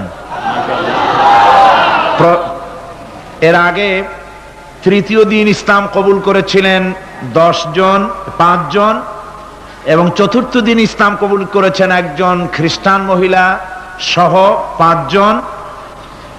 এ গেল 10, আর আজকের 14। সর্বমোট এবারের তাফসীরুল কোরআন মাহফিলে 24 জন অমুসলিম ভাই কোরআনে কারীমের সুশীতল ছায়ায়, ইসলামের সুশীতল ছায়ায় আশ্রয় গ্রহণ করলেন। 24 জন অমুসলিম ভাই ইসলাম কবুল করলেন। আলহামদুলিল্লাহ, আলহামদুলিল্লাহ। এখন ওনাদেরকে ইসলাম কবুল করানো হচ্ছে। লা ইলাহা, এটা উঁচু করেন, এটা একটু উঁচু করেন। লা ইলাহা ইল্লাল্লাহু মুহাম্মাদুর রাসূলুল্লাহ। আল্লাহ ছাড়া কোনো ইলাহ নাই, মাবুদ নাই, উপাস্য নাই, মুহাম্মদ সাল্লাল্লাহু আলাইহি ওয়াসাল্লাম আল্লাহর প্রেরিত রাসূল। আশহাদু আন লা ইলাহা ইল্লাল্লাহু ওয়াহদাহু লা শারীকা লাহু ওয়া আশহাদু আন্না মুহাম্মাদান আবদুহু ওয়া রাসূলুহু। আমি সাক্ষ্য দিচ্ছি আল্লাহ আল্লাহ ছাড়া কোন ইলাহ নাই, মাবুদ নাই, উপাস্য নাই। তিনি এক, তিনি একক, নিরঙ্কুশ, তার কোনো অংশীদার নাই। আমি আরো সাক্ষ্য দিচ্ছি মুহাম্মদ সাল্লাল্লাহু আলাইহি ওয়াসাল্লাম আল্লাহর প্রেরিত বান্দা এবং রাসূল। সকলকে বলুন আসসালামু আলাইকুম। বলেন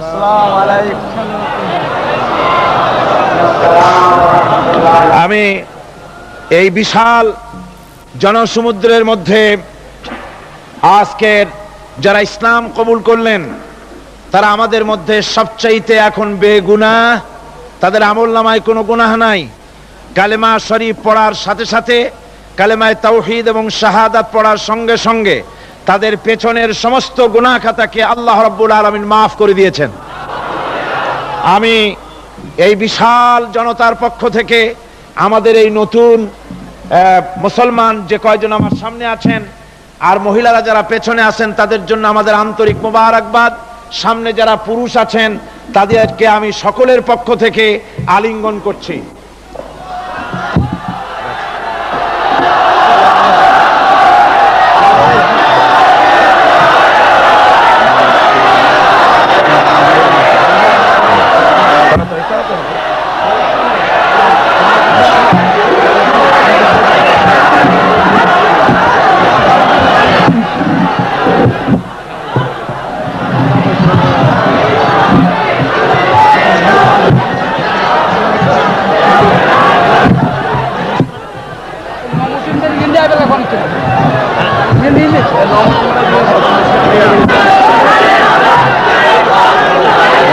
সমস্ত মানুষ মনকে নরম করে বিশাল আকাশের মালিক, আমাদের হায়াতের মালিক, আমাদের মওতের মালিক, আমাদের সুখ দুঃখের মালিক, আমাদের মনিব, আমাদের রব, সর্বস্রষ্টা, সর্বশ্রেষ্ঠ মালিক মহান আল্লাহ রাব্বুল আলামিনের সামনে মাথা নিচু করে একান্ত গোলামের মতো, ভিক্ষুকের মতো, কাঙ্গালের মতো জীবনের সব দুঃখ দুর্দশা আল্লাহর কাছে বলবো। আমরা আমাদের গুনার কথা বলবো, আল্লাহর কাছে মাপ চাইবো। আল্লাহুম্মা আমিন। রব্বানা ظلمنا أنفسنا وإن لم تغفر لنا وترحمنا لنكونن من الخاسرين ربنا ظلمنا أنفسنا وإن لم تغفر لنا وترحمنا لنكونن من الخاسرين ربنا لا تزغ قلوبنا بعد إذ هديتنا وهب لنا من لدنك رحمة إنك أنت الوهاب রব্বুল আলামিন।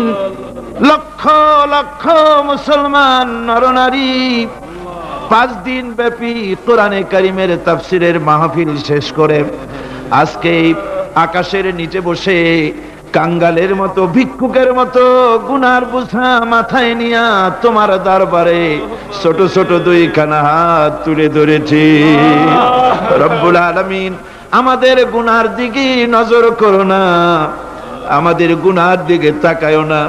আমরা এত গুনাহ করেছি, সেদিকে তাকালে হয়তো রহমত করতে ইচ্ছে করবে না। আয় আল্লাহ, আমাদের গুনার দিকে তাকাও না, আমাদের চোখের দিকে তাকাও, আর আমাদের মুখের কাকুতি মিনতির দিকে তাকায়া আমাদের জিন্দেগির গুনাহ আল্লাহ মাফ করে দাও। রব্বুল আলামিন, এই 5 দিন তাফসীর করতে, আয় আল্লাহ, আমি মানুষ, ইলম কালাম নাই, আমি যদি কোনো ভুল করে থাকি আল্লাহ তুমি দয়া করে আমাকে মাফ করে দাও। কোনো ভুল কথা যদি বলে থাকি তোমার বান্দাদের স্মৃতি থেকে তা মিটাইয়া দাও। আয় আল্লাহ, হক কথা যা বলেছি, কোরআনের কথা, হাদিসের কথা, তেলাওয়াত যা হয়েছে, জিকির আজগার হয়েছে, আল্লাহ এতে তুমি খুশি হয়ে যে সওয়াবটুকুন দিবে, আল্লাহ দয়া করে সওয়াবটুকুন সরওয়ারে কায়নাত আশরাফুল আম্বিয়া সাইয়্যিদুল মুরসালিন রাহমাতুল লিল আলামিন জনাবে মুহাম্মদুর রাসূলুল্লাহ সাল্লাল্লাহু আলাইহি ওয়াসাল্লামের রূহ মুবারকে পৌঁছায়া দাও। রব্বুল আলামিন, তাম পৃথিবীর মাটির নিচে যত মুমিন মুমিনাত শুয়ে আছে আল্লাহ তাদের আরো আর পরে সওয়াব পৌঁছায়া দাও। রব্বুল আলামিন, আমরা বড় গুনাহগার, এই মুহূর্তে মনে পড়ে গেল আমাদের আব্বাজানের কথা, আমাদের মার কথা মনে পড়ে গেল। আল্লাহ, আয় আল্লাহ, আমাদের আব্বাজান যারা কবরে চলে গেছে আমাদের জন্য কত কষ্ট করেছেন, আল্লাহ বাপজানের কবরটাকে বেহেশত বানাইয়া দাও। রব্বুল আলামিন, আব্বার কথা কি বলা যায়? আমাদের মানুষ করার জন্য কত কষ্ট করেছেন, কত মিথ্যা মামলা করেছেন, কত বাড়ি ঘর করে গেছেন আমাদের জন্য। একটা পয়সা নিয়ে যান নাই, কিছু নিয়ে যায় নাই, খালি হাতে চলে গেছে। আল্লাহ বাপজানের কবরটা বেহেশত বানাইয়া দাও। রব্বুল আলামিন, জনম দুঃখিনী মা, আমাদের মা যাদের বিদায় হয়ে গেছে আল্লাহ বেহেশতের বাগান বানাইয়া দাও কবরটারে। আল্লাহ কবরগুলিকে জান্নাতুল ফেরদাউস বানাইয়া দাও। রব্বির হামহুমা কামা রব্বায়ানি সগীরা, রব্বির হামহুমা কামা রব্বায়ানি সগীরা। আল্লাহ আমাদের দিকে একটু তাকাও। সূরা আর রহমানের তাফসীর করলাম, তুমি তো রহমান, তুমি রহিম, তুমি জব্বার, তুমি সত্তার, তুমি মুহাইমিন, তুমি মুমিন, তুমি মুতাকাব্বির, তুমি সত্তারুল উয়ুব। আল্লাহ আমাদের দিকে তাকাও, আমাদের দিকে তাকাও। আয় আল্লাহ, এইভাবে করে মায়ের কাছে দাঁড়ায়া যদি মা মা বলে যদি কাঁদতাম, এমন নিষ্ঠুর মা নাই যে কোলে না নিয়ে পারে। আল্লাহ, মায়ের চাইতে লক্ষ গুণে মায়া তোমার বেশি, আমাদেরকে রহমতের কোলে টেনে নাও। আয় আল্লাহ, যত মানুষ মাহফিলে হাত উঁচু করছে, যত গুনাহ আছে আজকের মাঠ থেকে কেউ যেন গুনাহ নিয়ে বাড়ি না যায়। আল্লাহ, আমাদের শিরক গুনাহ মাফ করো, আমাদের বেদাতের গুনাহ মাফ করো, চুরি ডাকাতির গুনাহ মাফ করো, মানুষ হত্যা করার গুনাহ মাফ করো, জিনা করার গুনাহ মাফ করো, যত গুনাহ করেছি মাফ করে দাও আল্লাহ। রব্বুল আলামিন, এই মুহূর্তে দোয়া করি আমরা বসনিয়ার মুসলমানের জন্য। আল্লাহ, বসনিয়ার মুসলমানদের ওরা মেরে শেষ করে দিল। আল্লাহ, আল্লাহ তুমি দয়া করে তোমার রহমত, তোমার রহমান নামের ওসিলায় বসনিয়া বাঁচায়া দাও। সার্ব এবং ক্রোশীয়দেরকে তুমি খতম করে দাও। আলজেরিয়ার মুসলমান, ফিলিপিনের মুসলমান, প্যালেস্টাইনের মুসলমানদেরকে আল্লাহ হেফাজত করো। মিশরের ইসলামী আন্দোলনের লোকদেরকে আল্লাহ মারা হচ্ছে, তাদের তুমি হেফাজত করো। আল্লাহ, কাশ্মীরের মুসলমানদেরকে ভারতের কাফের বেঈমানেরা মারতেছে, কাশ্মীরের মুসলমান বাঁচাইয়া দাও। আয় আল্লাহ, আরাকানের মুসলমানদেরকে তুমি হেফাজত করো, বার্মার মুসলমানদের হেফাজত করো। রব্বুল আলামিন, বাংলাদেশ আমাদের প্রিয় জন্মভূমি, আল্লাহ তুমি দয়া করে এই দেশে কোরআনের শাসন চালু করে দাও। আল্লাহ, বাংলাদেশে কোরআনের আইন চালু করে দাও আল্লাহ, কোরআন সুন্নাহর আইন তুমি চালু করে দাও আল্লাহ। রব্বুল আলামিন আমাদের দোয়া তুমি কবুল করো আল্লাহ। দোয়া আল্লাহ, আমাদের কান্নার আওয়াজ তুমি শোনো আল্লাহ। কিচ্ছু নাই কান্দা ছাড়া আমাদের কাছে আল্লাহ। এই মাহফিলে যত যুবক এসেছে, আমাদের দেশের যুবকদের চরিত্র শেষ হয়ে যাচ্ছে আল্লাহ। সব যুবকদের জন্য দোয়া করি আল্লাহ, যুবক ছেলেদের ইসলামী আন্দোলনের জন্য খালিদ বিন ওয়ালিদ বানায় দাও। এই মাহফিলে যত যুবক এসেছে আল্লাহ, সব যুবকদের ইসলামী আন্দোলনের কর্মী বানায় দাও। আয় আল্লাহ, বাংলাদেশের সেনাবাহিনী, বাংলাদেশের বিডিআর তোমার দরবারে মঞ্জুর করো, তাদের সিনায় হিম্মত দাও। বাংলাদেশের পুলিশ বাহিনী ইমাম দিয়া কলজেটারে ভরে দাও। বাংলাদেশের সেনাবাহিনী, air force, land force, BDR, police, এদের কলিজায় এত বড় ইমাম দাও যে ইমানের জোরে বাংলাদেশের প্রতি ইঞ্চি জমিন রক্ত দিয়ে হেফাজত করতে পারে। ঘুষ থেকে তাদের বাঁচার তৌফিক দাও আল্লাহ। তোমার কোরআন শরীফের মাহফিল 5টা দিন পর্যন্ত স্বেচ্ছাসেবকরা যা কষ্ট করেছে আল্লাহ, তুমি দেখেছো। ওরা ট্রাফিক পুলিশের দায়িত্ব পালন করেছে, ওরা খায় নাই, রাত দিন কষ্ট করেছে। রৌদ্রে পুড়ে পুড়ে সুন্দর চেহারা অনেকের কালো হয়ে গেছে আল্লাহ। স্বেচ্ছাসেবক গুলোকে জান্নাতুল ফেরদাউসে কিয়ামতে জায়গা দিও, জাহান্নামের আগুন হারাম করে দিও আল্লাহ। ইয়া আল্লাহ, ইয়া আল্লাহ।